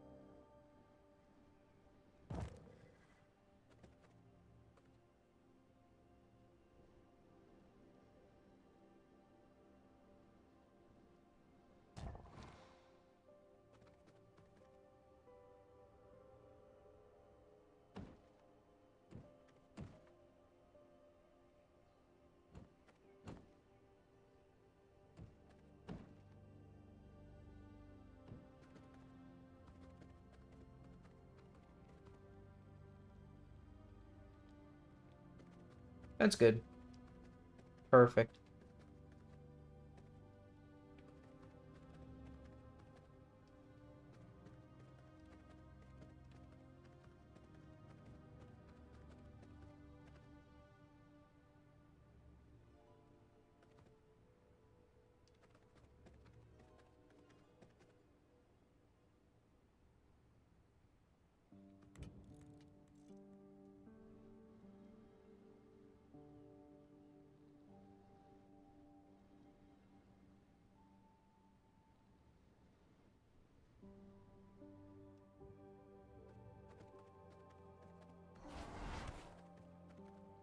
Yep.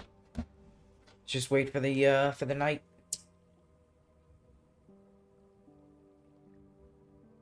We'll go get a shitload of copper.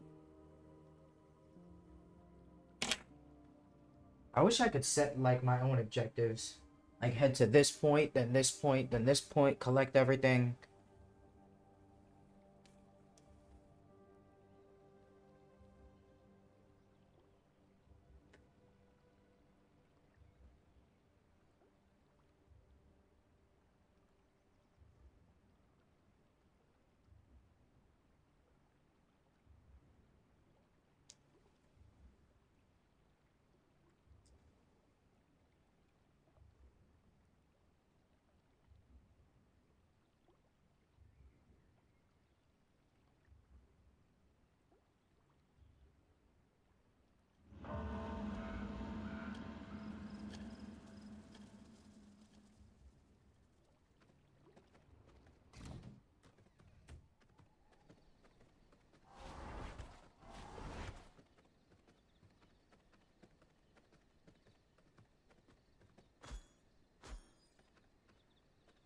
Some copper right here.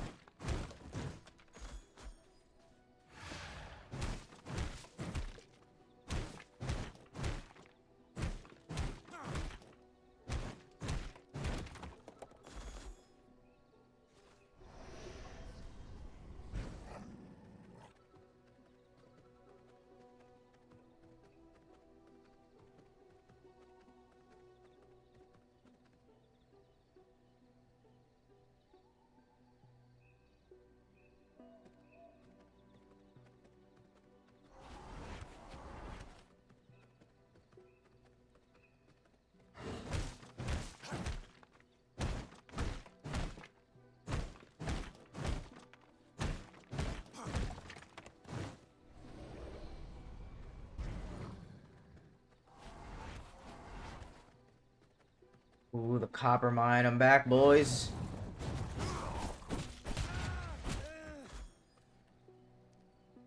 Who's got the best blood? You over there in the corner.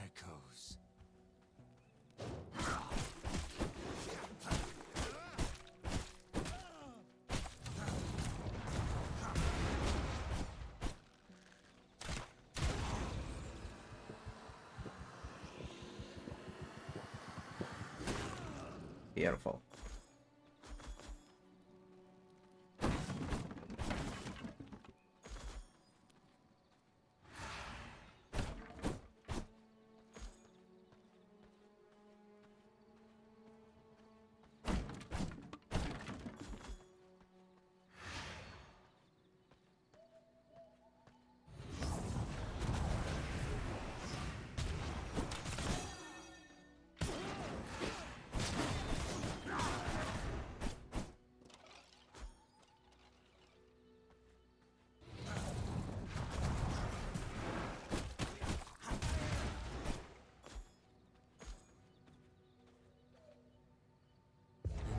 Abyssal sight, Every heart. You're all weak.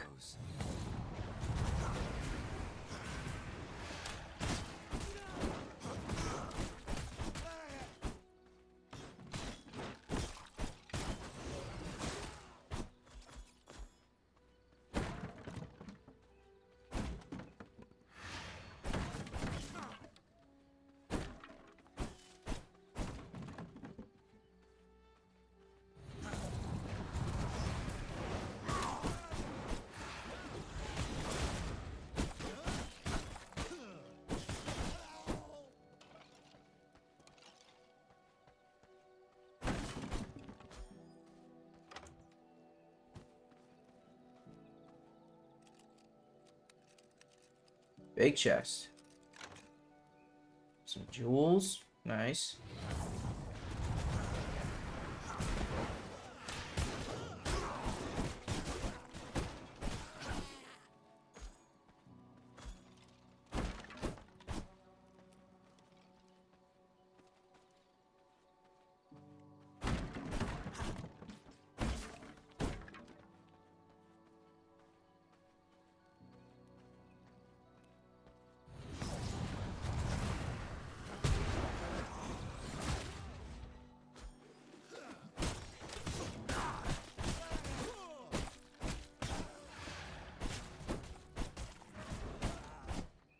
Ooh, yeah, 30%. It's not that much more, though.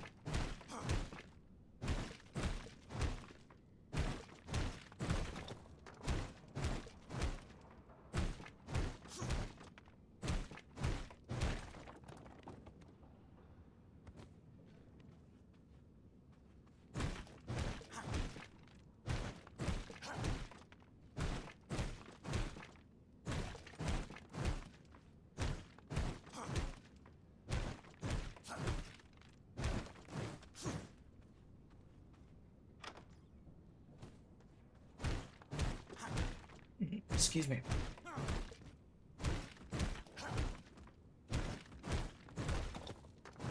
There is no space in my inventory. No space for copper ore. We're gonna make some space. Get rid of this shit. My bags are filled.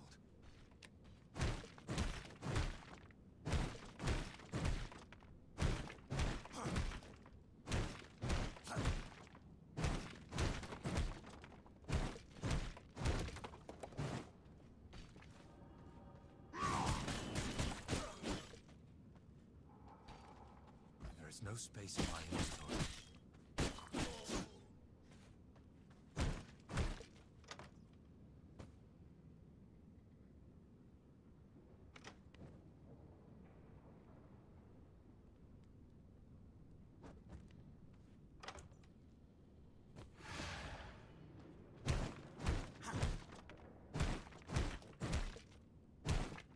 My bags are filled.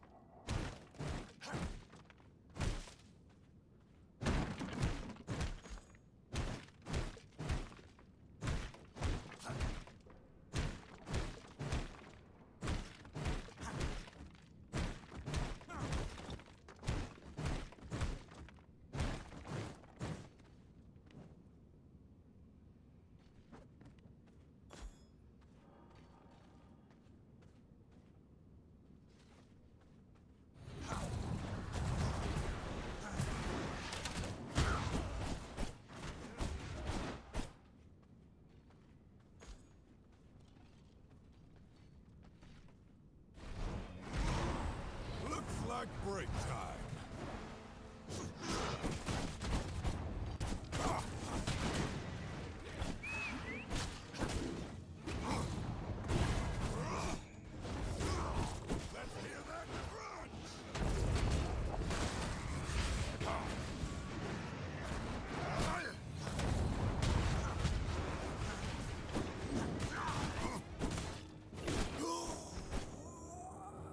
I think I overworked myself. Let me suck you up. Shut your mouth. Let me suck it.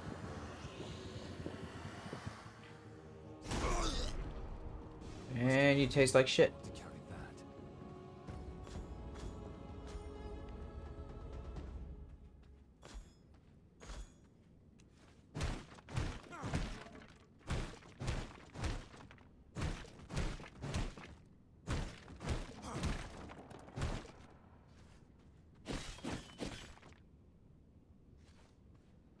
I must make room if I want to carry that.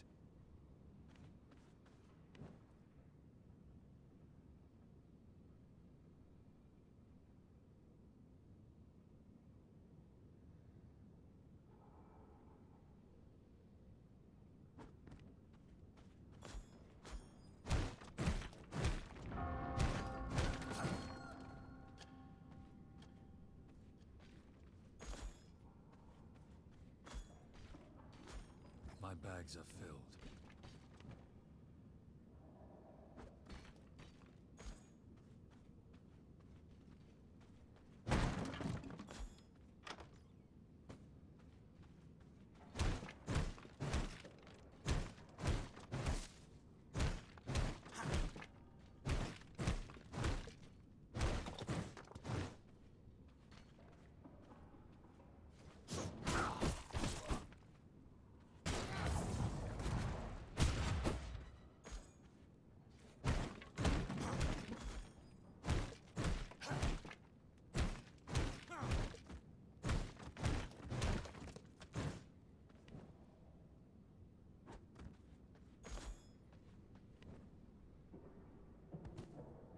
I have so much copper ore. Holy shit. Let's go back home.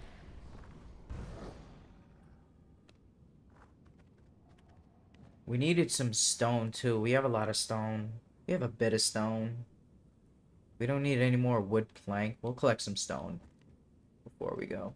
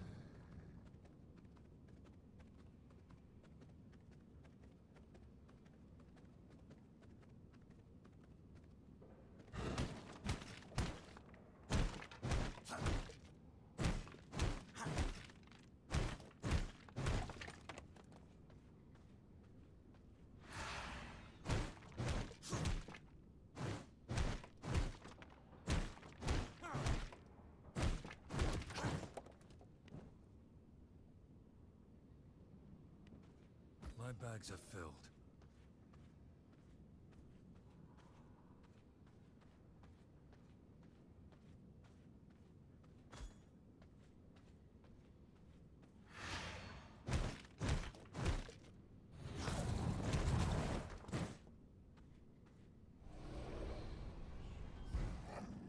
Let's go back home. We got a lot.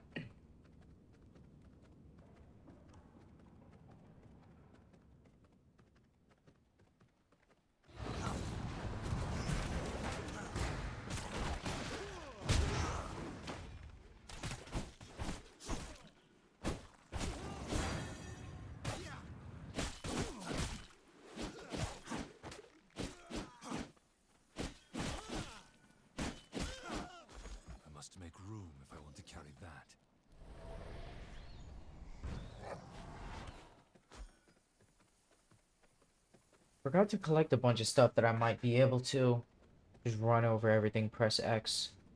Forgot I might have some empty stacks. I roll the Stonebreaker again, you piece of shit. There is no space in my inventory. You're lively for a Fuck you, pussy. Bags are filled. I'm out.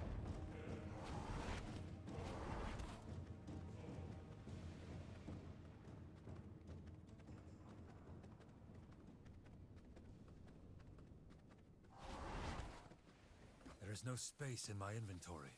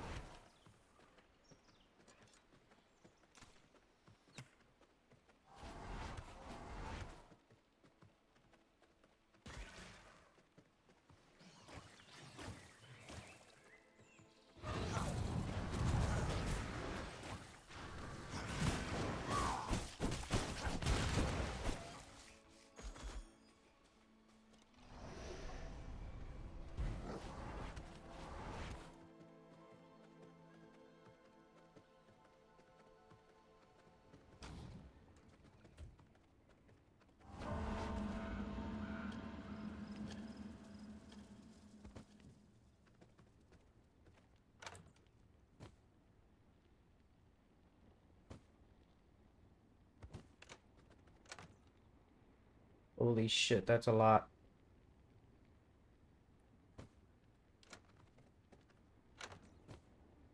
Holy shit.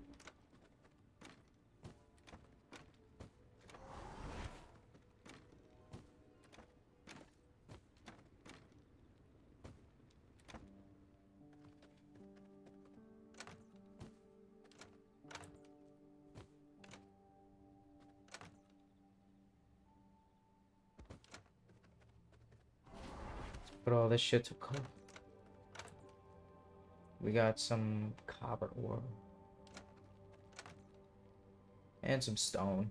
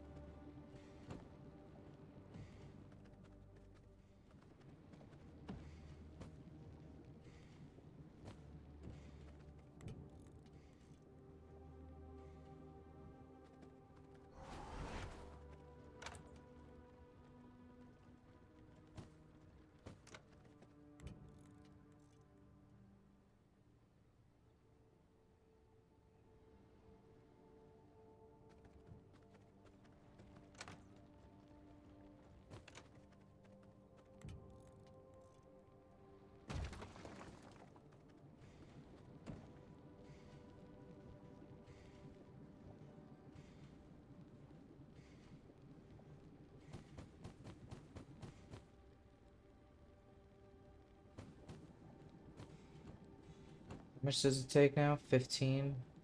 Forgot how much it took before. Meh, whatever. We're getting more.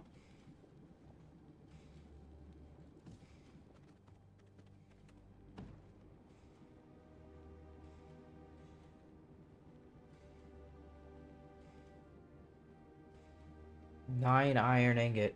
Oh, these are cheaper. I think so.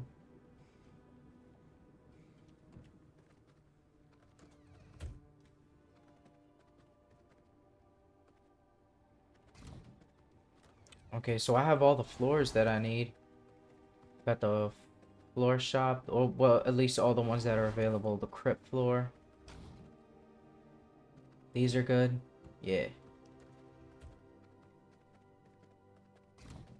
I am gonna need another alchemy floor for these, I think. Or just the vermin nest. Alchemy lab flooring. What do I need for that? Stone, brick, and sulfur.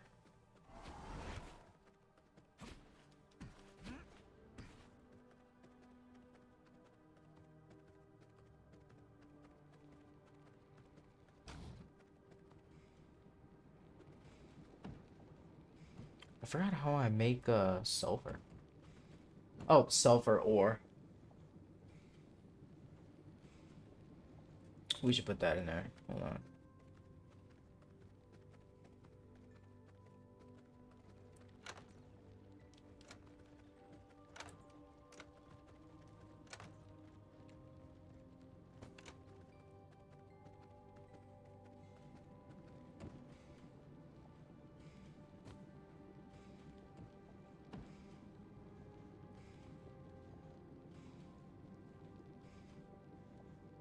I'm getting a lot of copper ingots.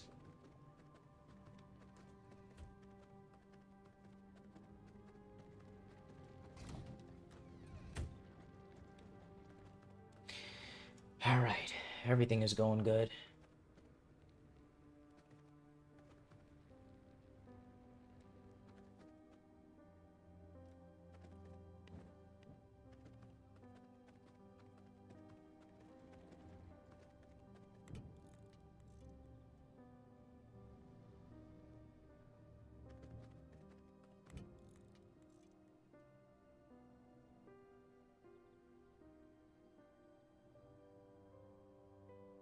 $360 stone, 80 bone.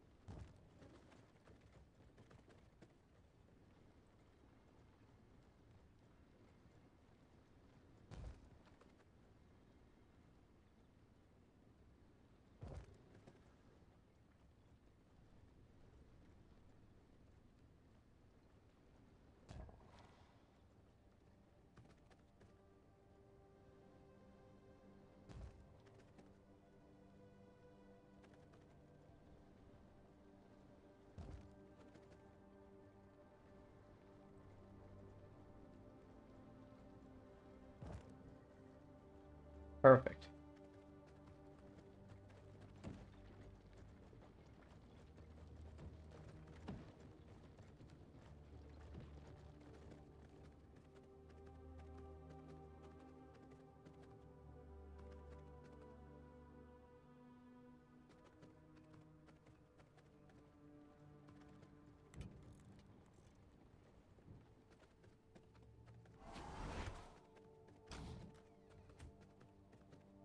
I got some more bricks to make some walls. How about those? To make some of those.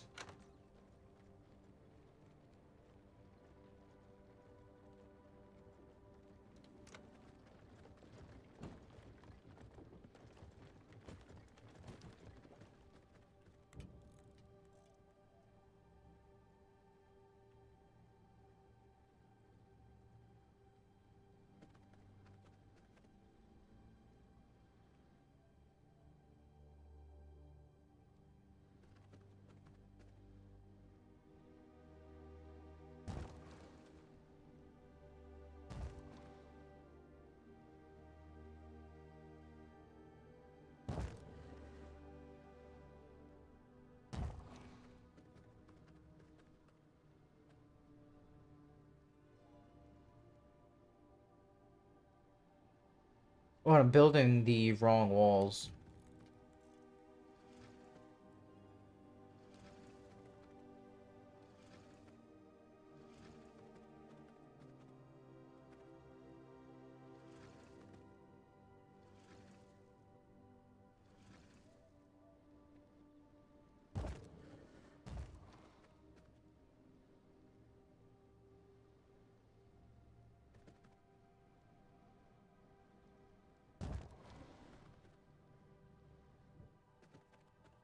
Why is this space open here?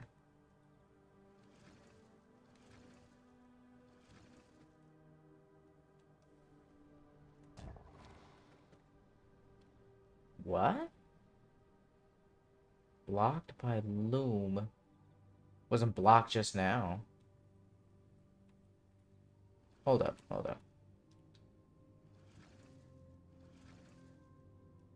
Oh, okay, I see.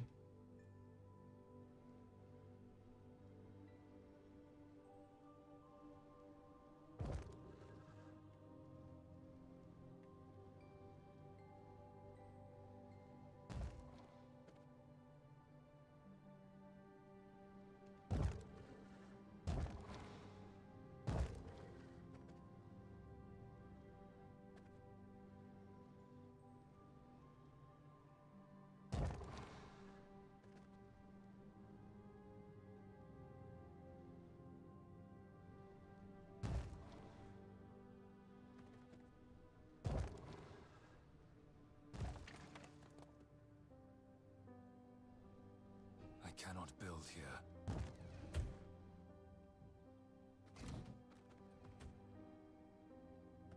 Tailoring room. Nice. Got the loom right there. That over a little bit. Good. Actually, hold on.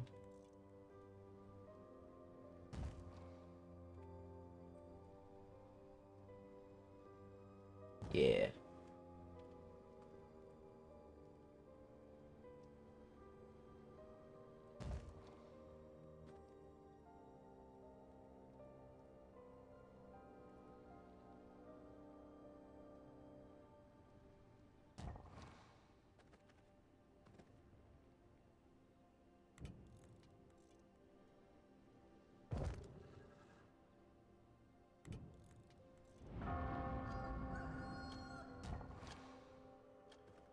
Oh, that's so nice.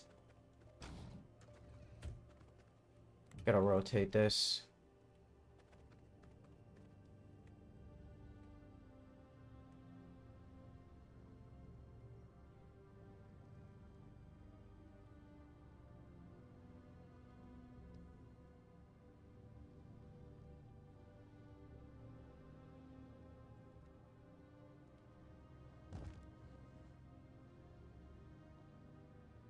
Blocked by unit. Oh, that's me.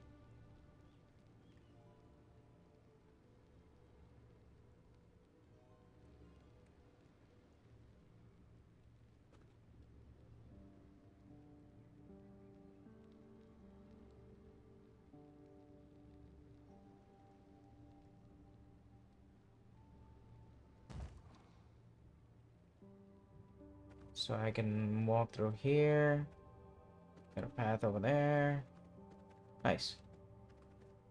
Damn, this shit is so crowded down here.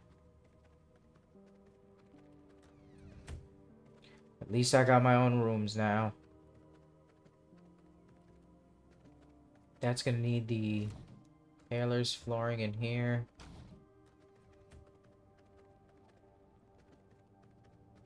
Now for the paper room.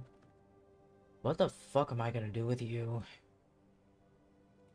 I should move this door over one.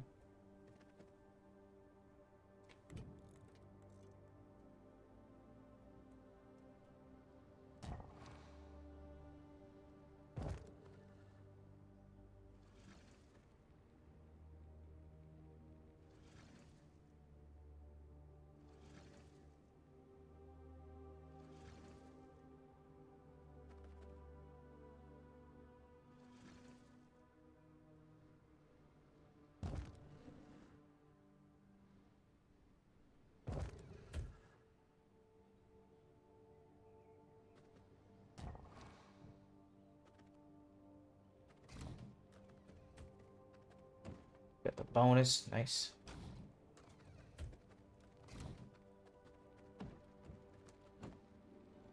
Holy shit, that's a lot of copper.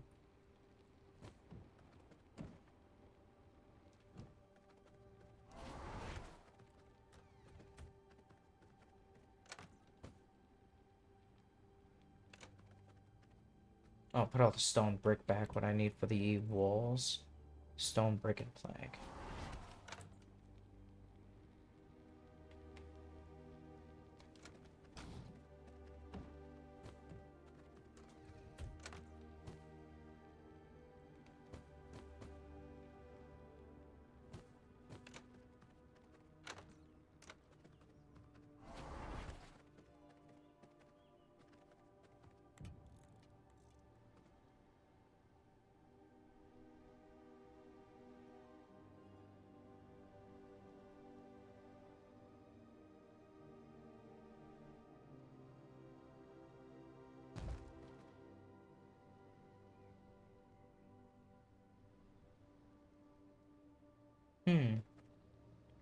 Might need to move these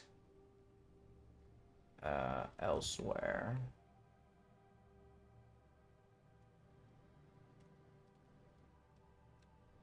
Move these here while I...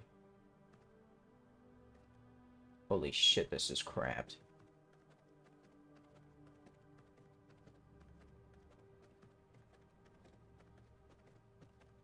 We'll make it work.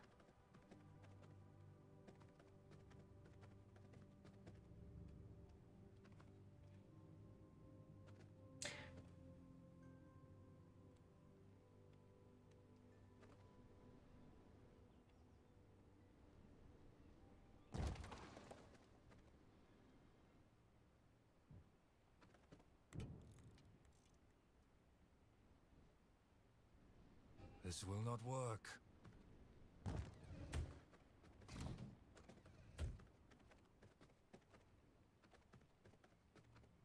And one entrance through here.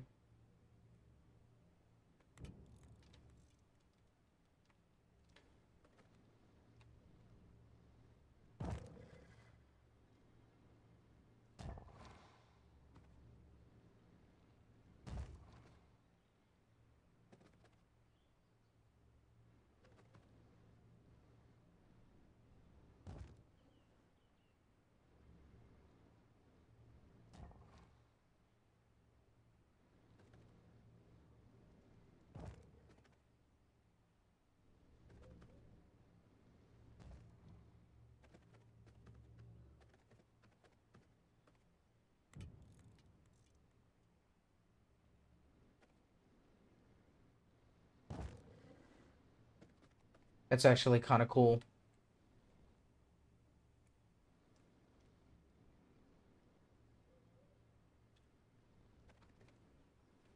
Now to close off the paper room.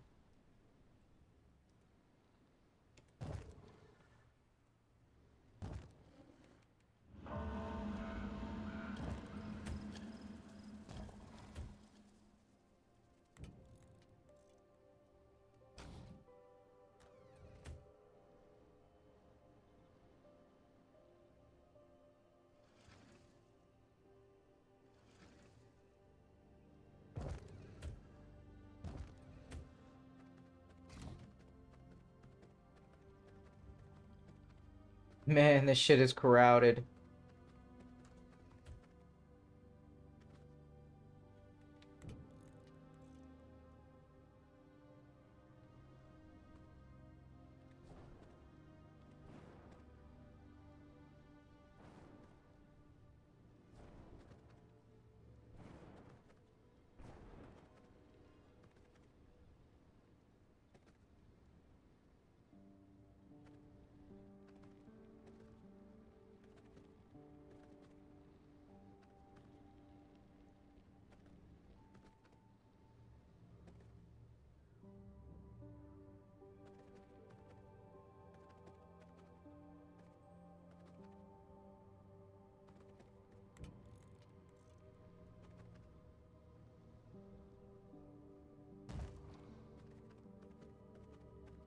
Go over a little more.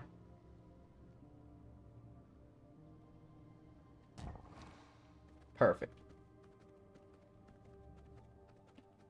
Alright, let's move these.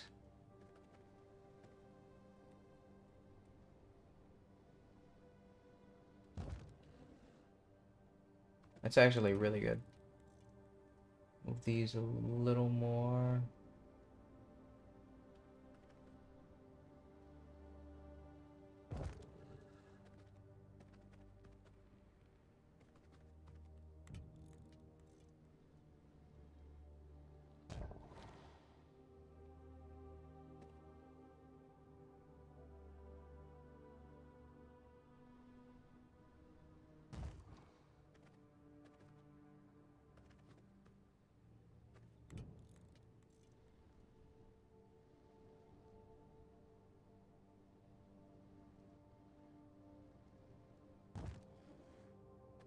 Man, this place is a fucking nightmare. What are these? The coins.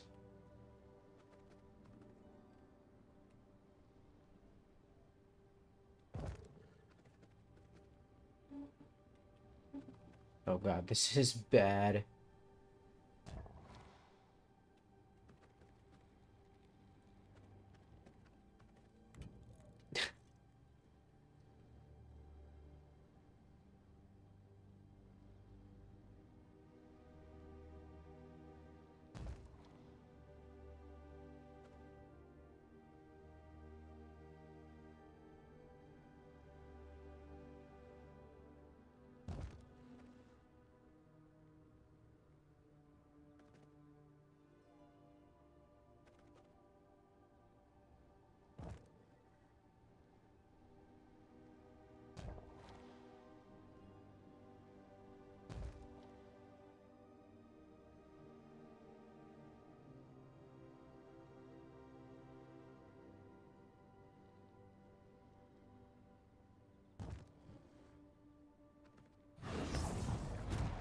You know what?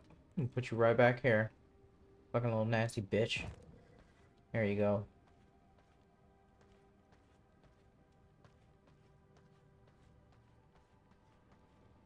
You can see him through the window.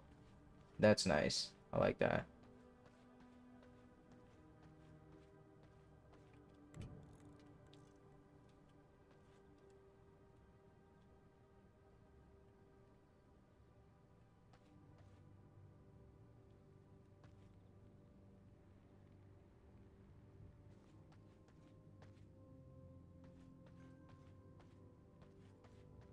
Alright. We're fucking surrounded here. We can move this a little more.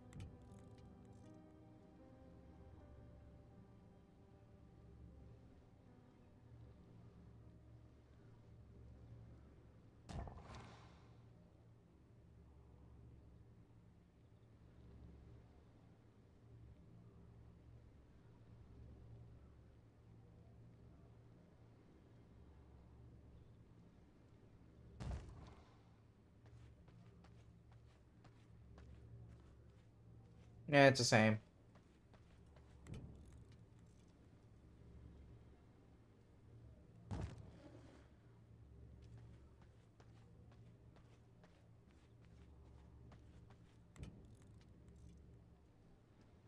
Put that over a little more.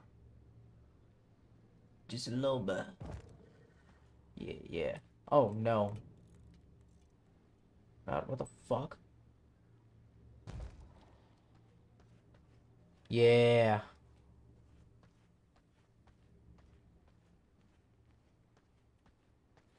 Man, can I put up like little shop signs? Tailoring, wood shop, and all that. Maybe I could put up decorations as indication.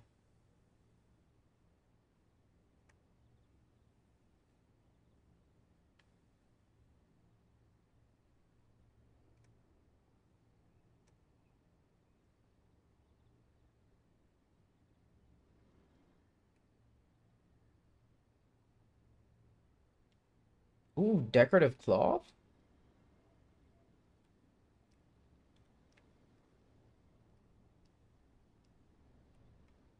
That's nice.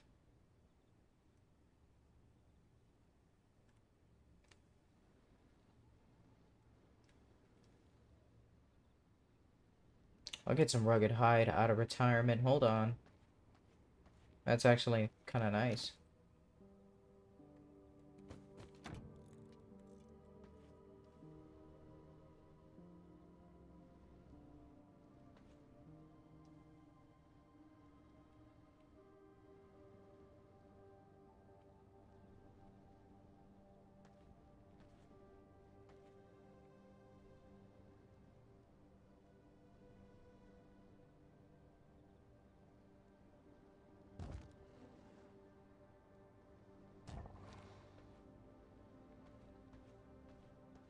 Yeah, right next to the workstations.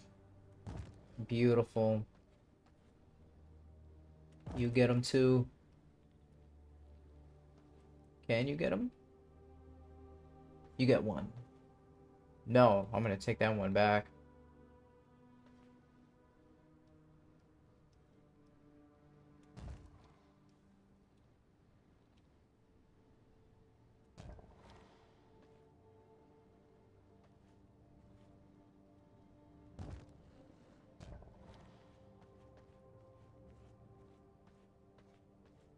Hmm.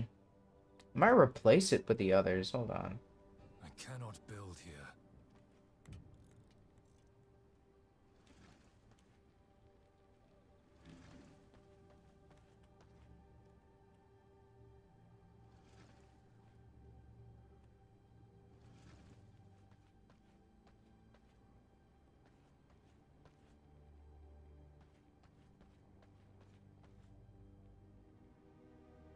Kendrick just opened his mouth. I'm about to put my dick in there right now.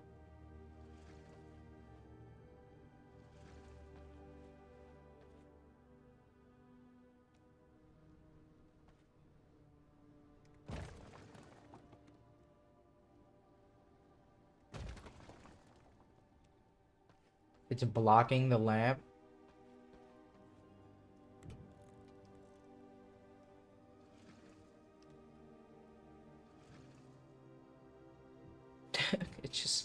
it just took out the lamps. Alright, we'll keep you guys. My bad. There we go. That's fine. I don't need any banners right now.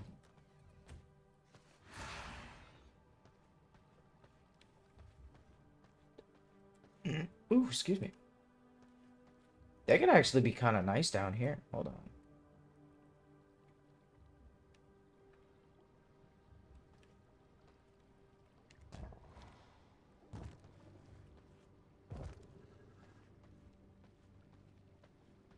Oh, that's nice. I'll put some out there.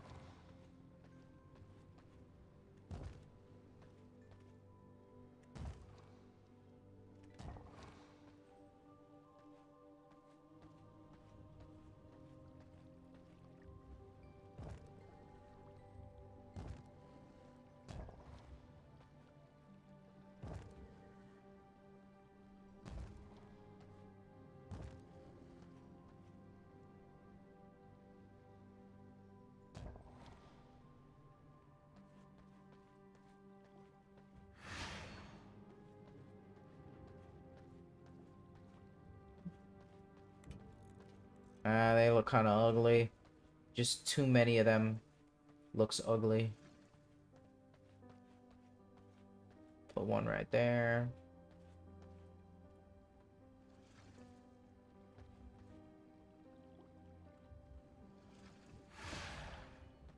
Some by the front door, some outside. I'll move these off.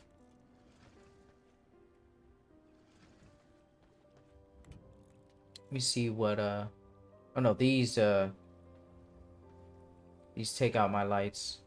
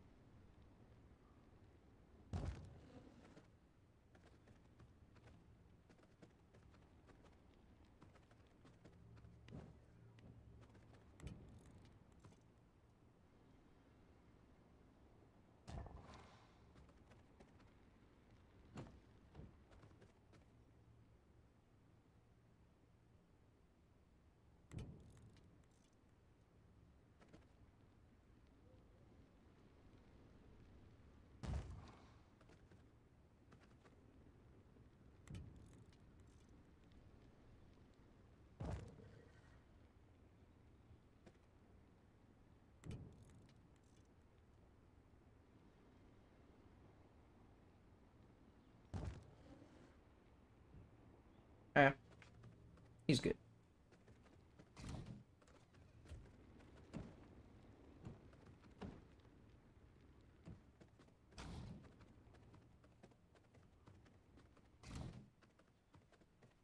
You guys can come out here, and this is all you have free reign to do. That's it. I can leave all my doors open.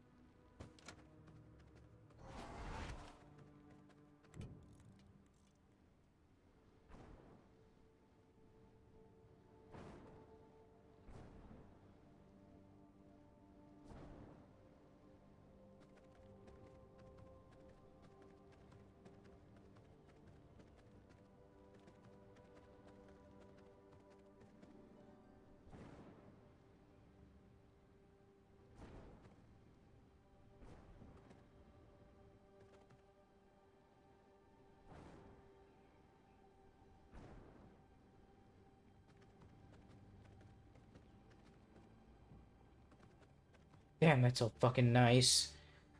Oh.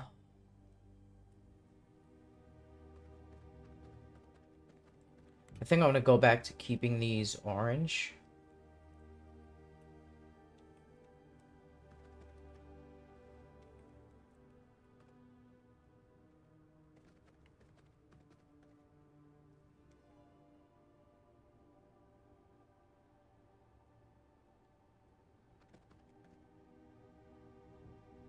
Yeah.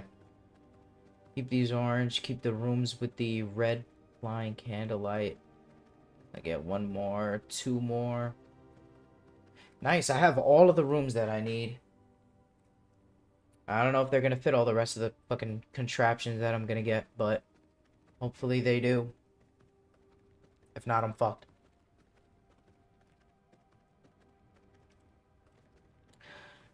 I wonder how well it transfers over to a larger area. See, I transfer this base to a bigger, much bigger spot. Like, is it gonna... Let me look up a YouTube video of somebody relocating their base. I don't think I've seen a game in recent memory that lets you move an entire base and just like basically just replicate it but in a different spot. This game seems like it would be really good, like really well crafted building spots. They have like custom building spots. Let me see. They do have the function, so I'm assuming it works pretty good, but I want to know how good it works.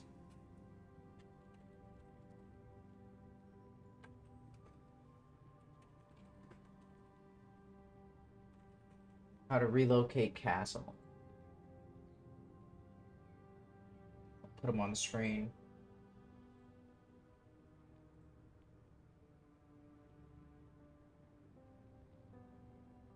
A month ago.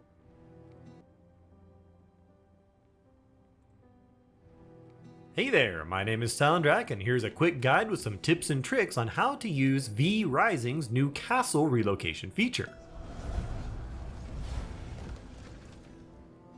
Step 1, Old Base Preparation.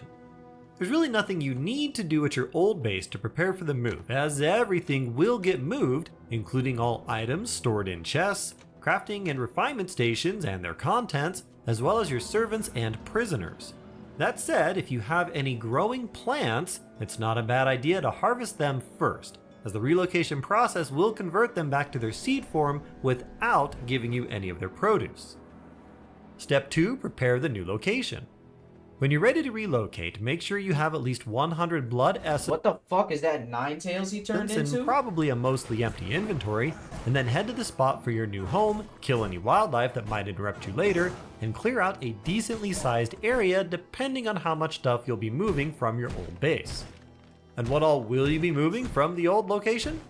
Well, the relocation process will divide all the stuff at your old base into two categories: mandatory structures and everything else.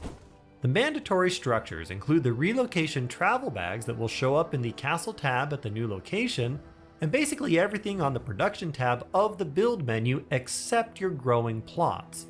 Everything else, walls, floors, garden decorations, lighting, and the growing plots can optionally be moved to the new base, but any of these types of structures that aren't moved will be simply deconstructed, and all of those materials will be placed in your travel bags, which again is a mandatory structure. Step 3, link castles. Once you're at the new location and have a sufficiently large area cleared, place the castle relocation heart at the new location and then interact with it. Click the Connect to Castle Heart button, which will then open up the world map, and then click the castle you want to relocate. Your offline friends probably won't be very happy if they log in to your mandatory structures. All your, and I personally, however, prefer of all obvious, it was the blue quest tracker at the town castle bus, which appear 37 times or by hour, and a higher for $1 on. And this really wow, that's what he ended up with.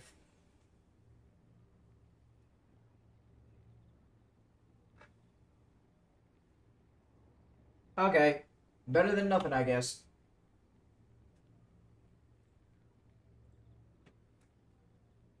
Damn. Ugh.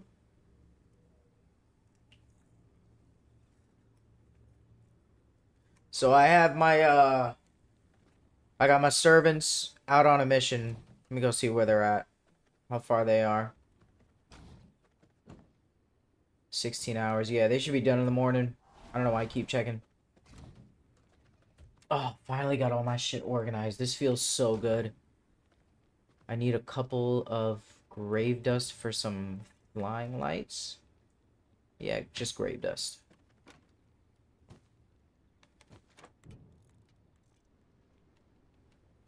Let's get a red one in here. One in here. Beautiful, beautiful.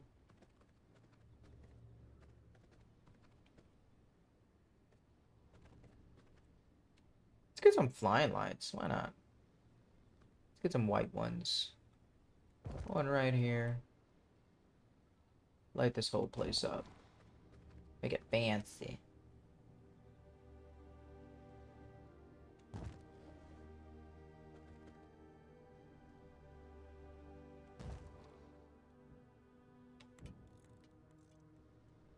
Where did I put that light?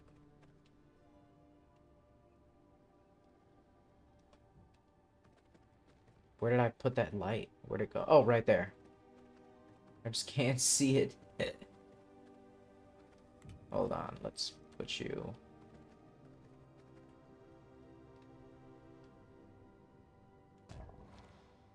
Yep, can't see it, but it's lighting up.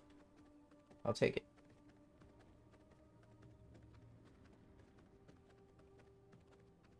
It's a little too much light.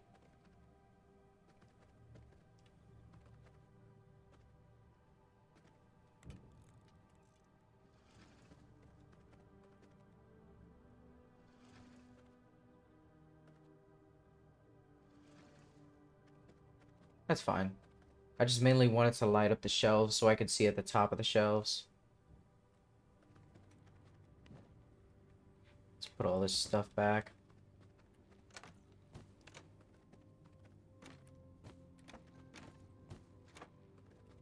Oh man.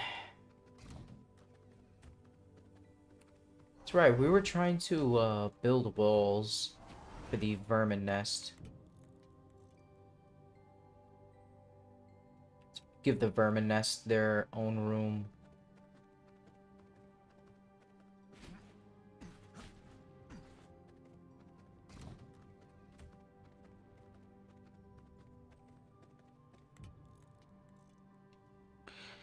Stone, brick, and plank.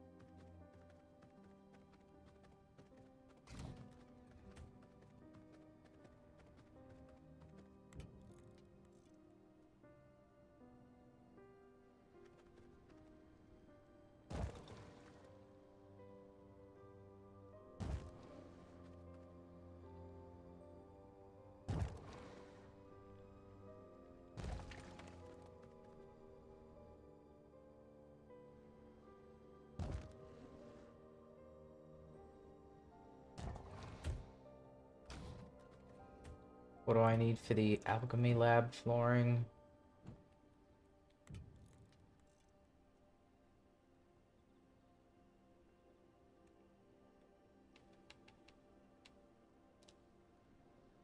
Stone, brick, and sulfur. I think I have some sulfur.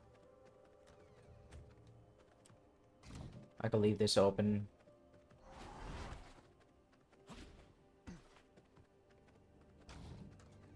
Let me loot up.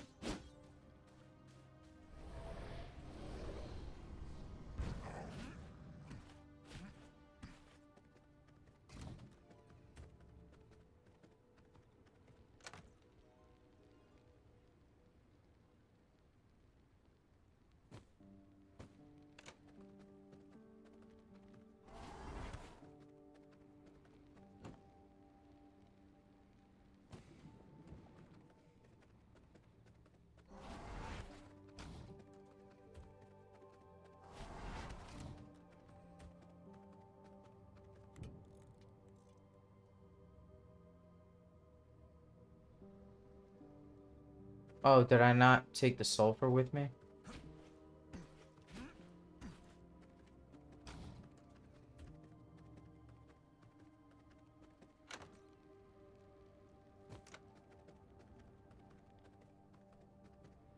Might as well take whatever this made.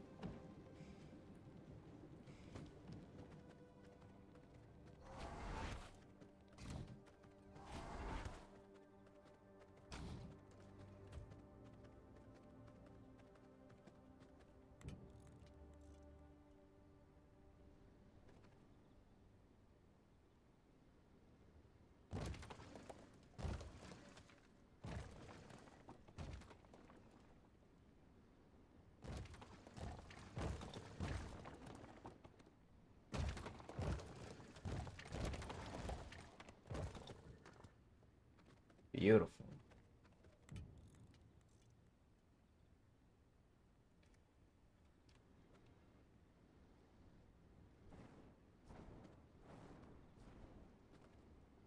This will not work. Excellent.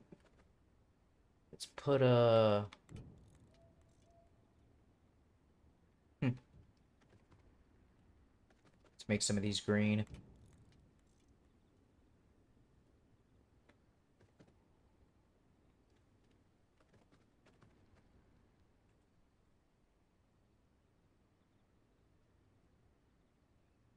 Can't reach that one.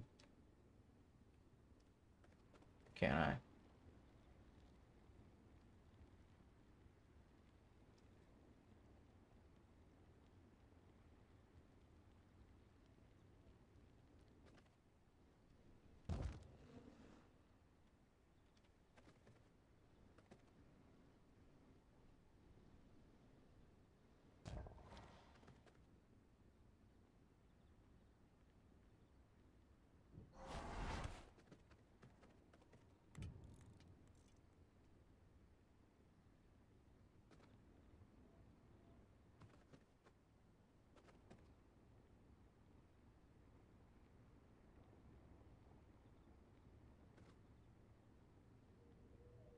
It could just be all green in here.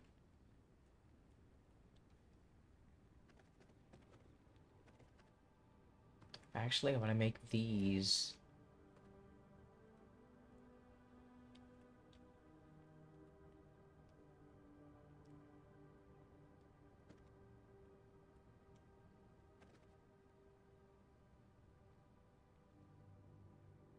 Last vermin trap is gonna go there. Let's get a couple of flying lights. Some grave dust.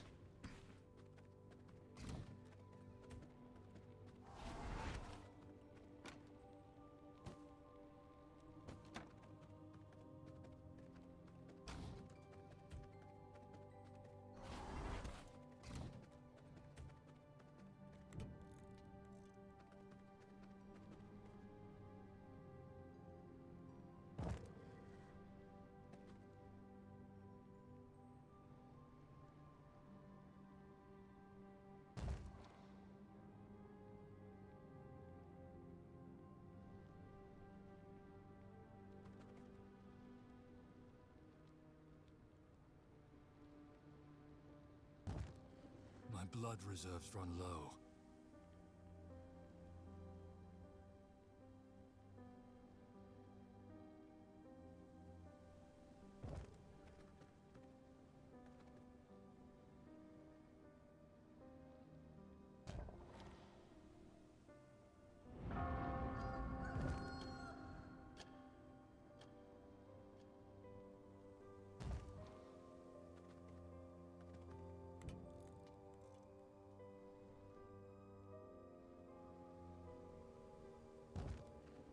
Fuck it, just sit them right on top of the rats.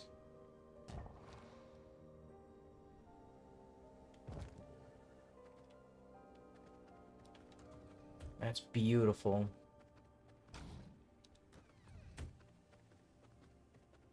See if I get the bonus. Yeah.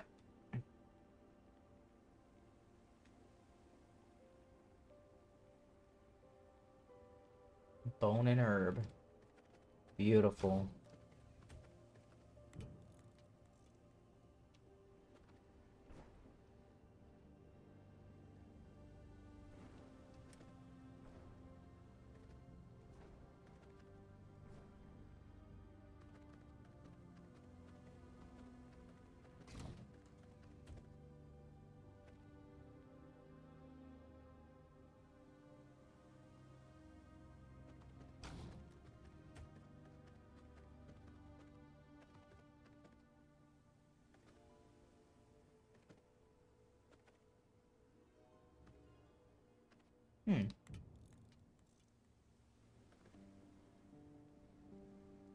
I'll keep them together here.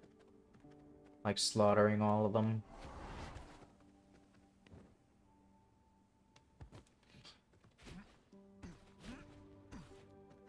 Like slaughtering all of them in one giant horde together.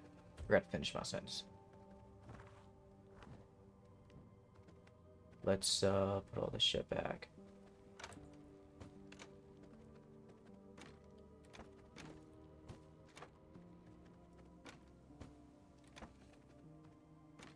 Have any more seeds to plant? Blood rose. Let's plant another blood rose plant.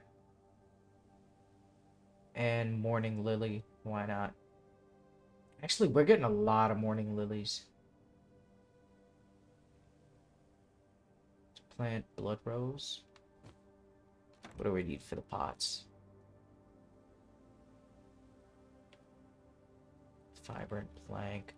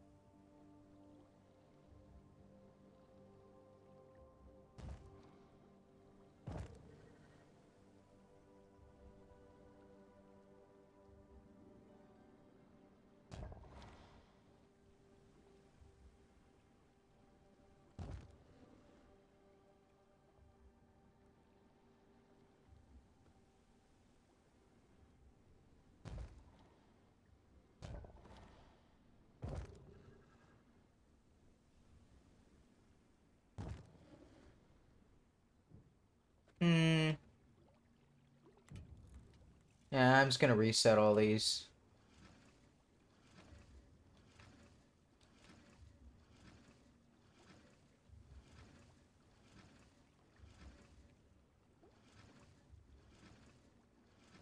I've been wanting to reset these plots for a while. Got me fucked up how unorganized it is. Look at this shit. Fucking 2 to 2 to each side. What is this?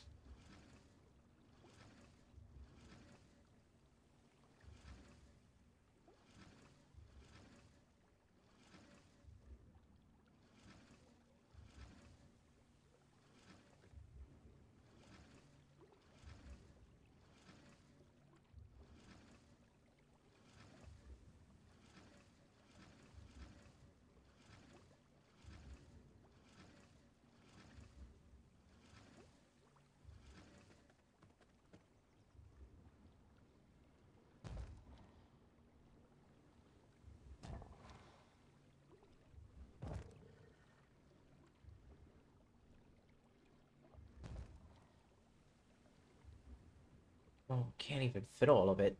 That's why I didn't do it. Shit.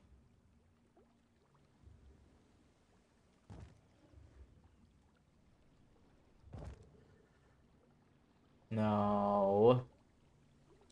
I'm not dumb. Shouldn't have doubted myself.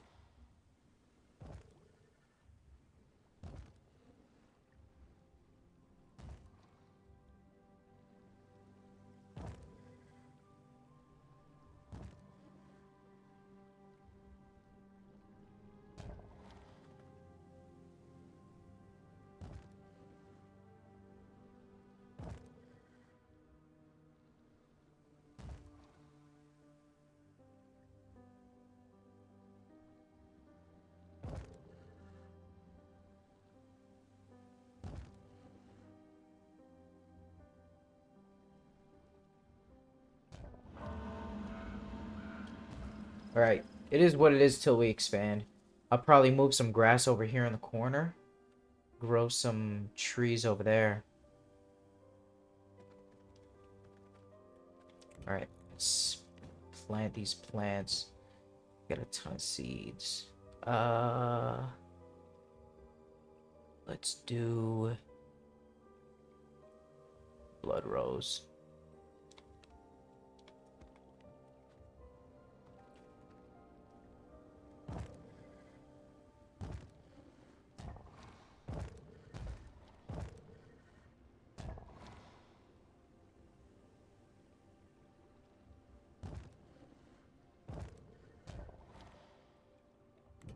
Then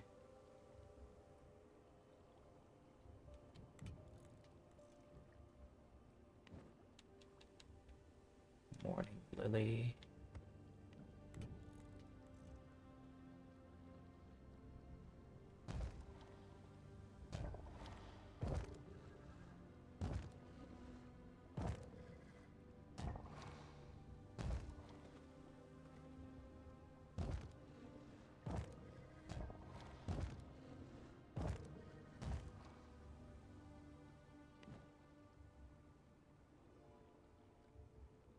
That was Clarion.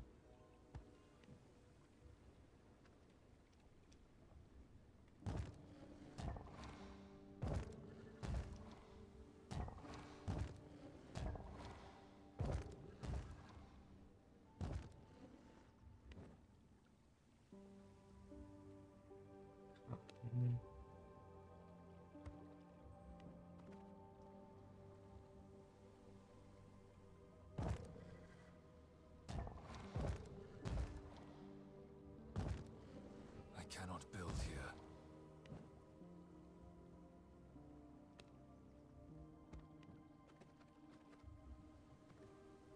I'm gonna give everything a double plot.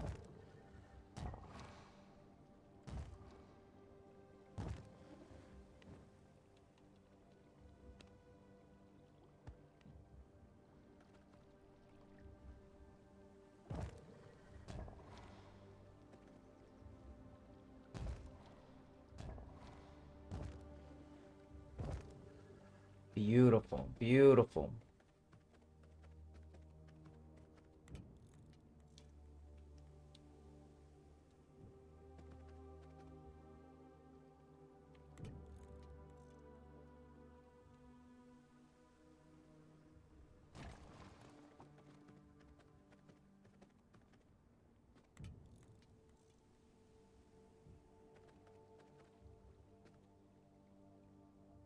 This looks like a fucking mess.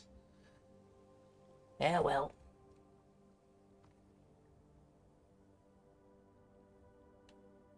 I think I can move this tree up. Nope. You're moving down there.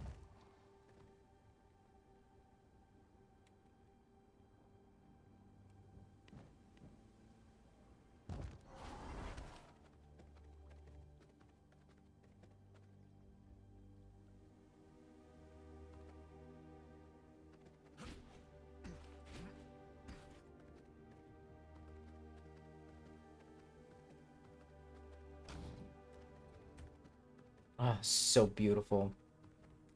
Finally got all my shit set up. I'm gonna need a lot of fiber and bone.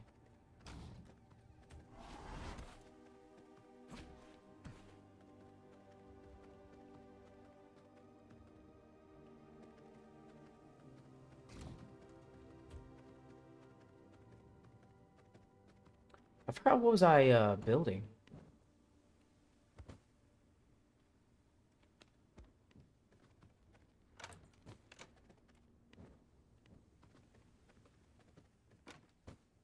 I think I was just collecting a bunch of copper ore so I can finish up the floor.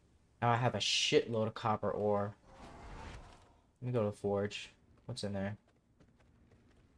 Yep. That's a sulfur. Where's the copper? Yeah. 160. We're back up. Got a bunch of sawdust. Do we have enough sawdust? Let's take that. Put it in the paper press.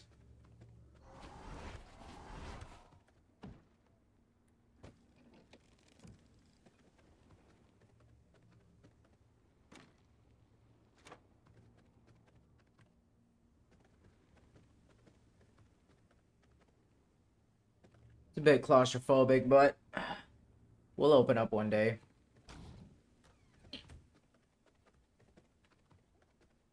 I'm gonna bring the servant coffins upstairs soon enough. I'm gonna move the tailoring shop paper press in there.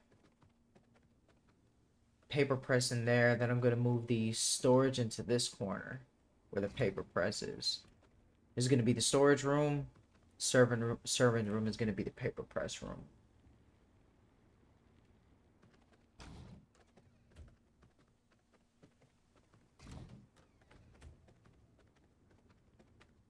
And the servant room could go, you can go right here. This little section. You can sleep right next to the rats and the tombstone. Let's put a light up here. Put a few, candle lights.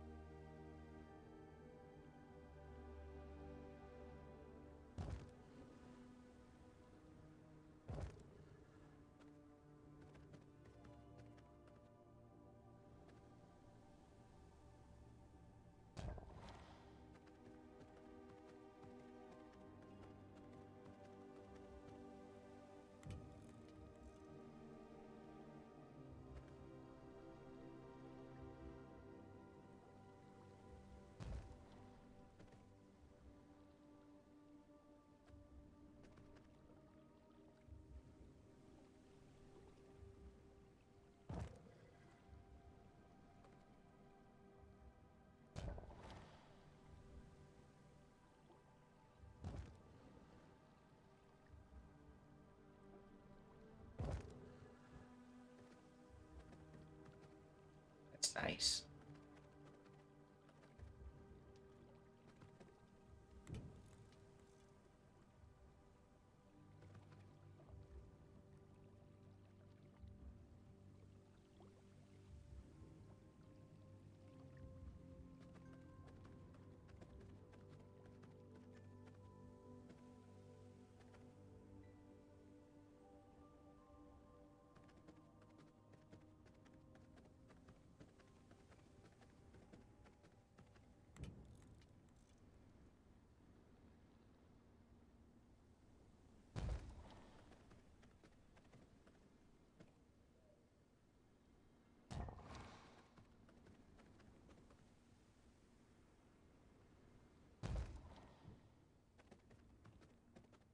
All right, nice and lit up.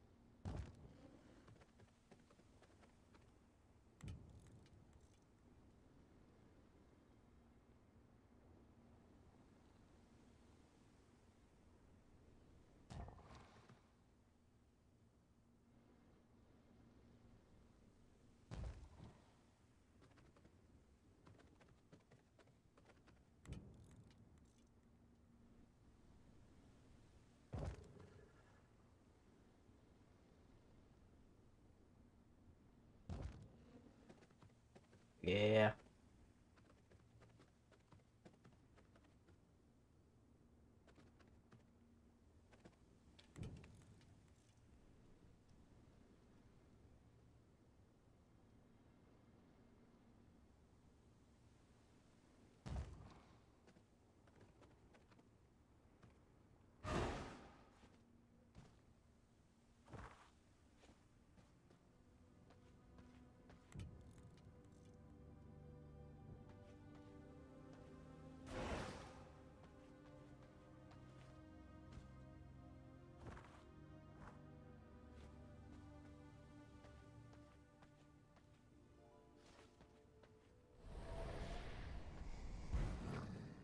So nice.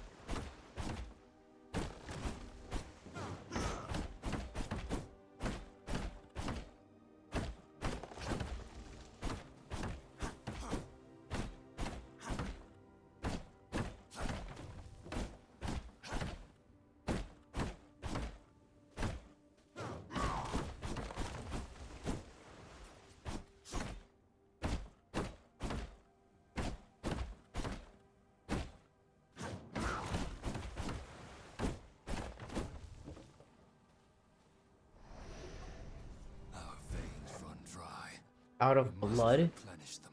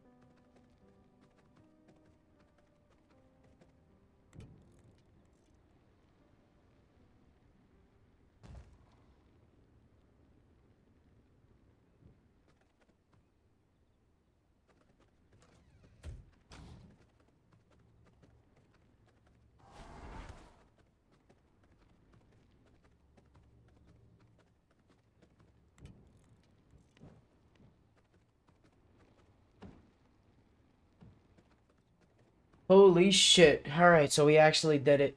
We got all the floors and stuff that we needed. Except for the ones that we don't have unlocked.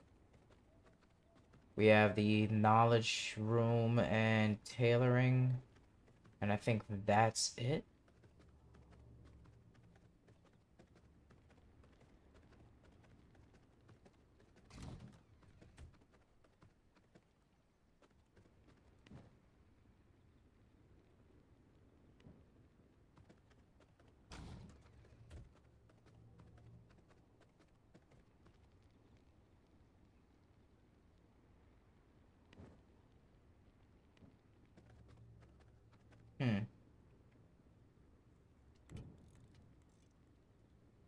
See if there's anything left to produce.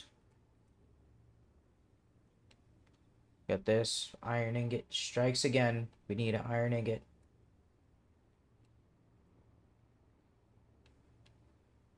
We have all these.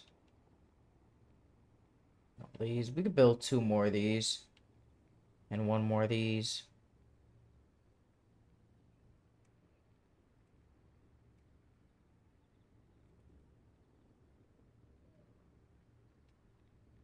$30, $60 stone and bone. How much do we have?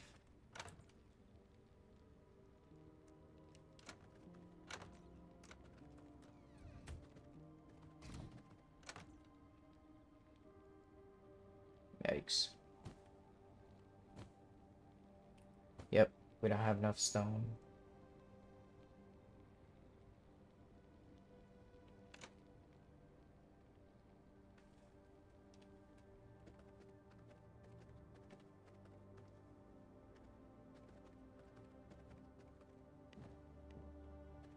Whew, holy shit.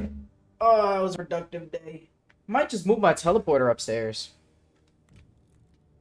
This thing's getting real, in the way. There we are. That's much better.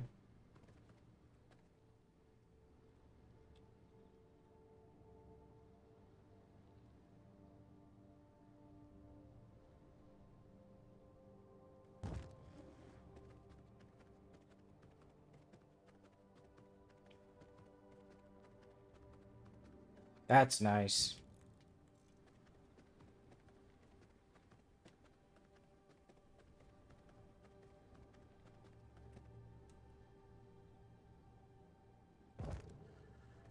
Perfect.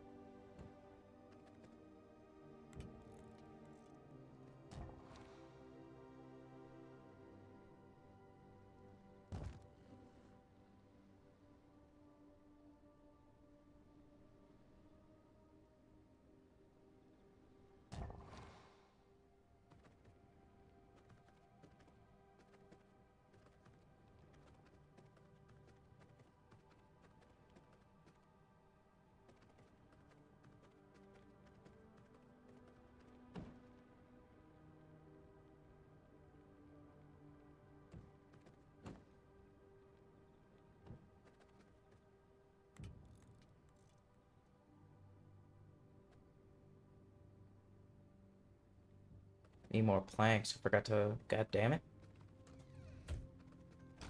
I forgot a bunch of to put lights up in these rooms.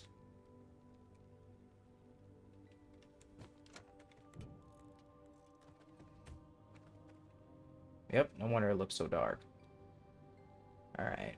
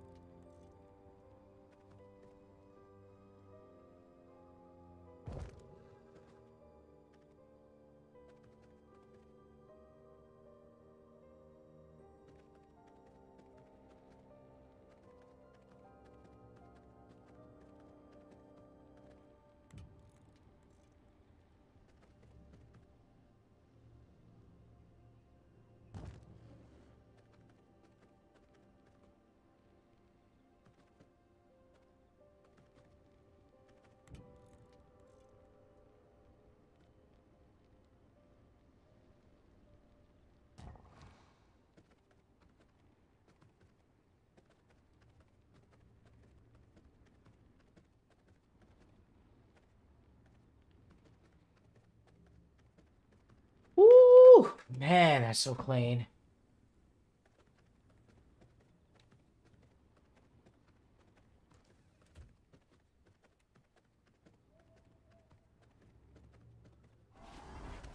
I'll just build one more vermin trap to fit it out. I just have to.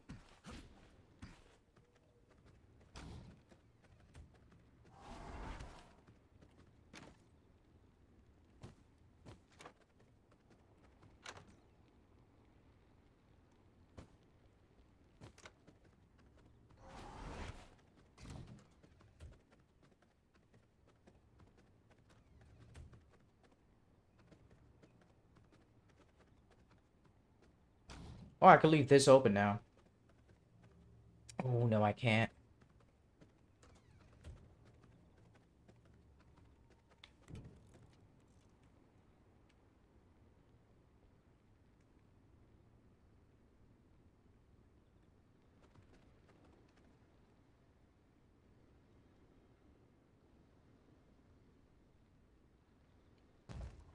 Perfect.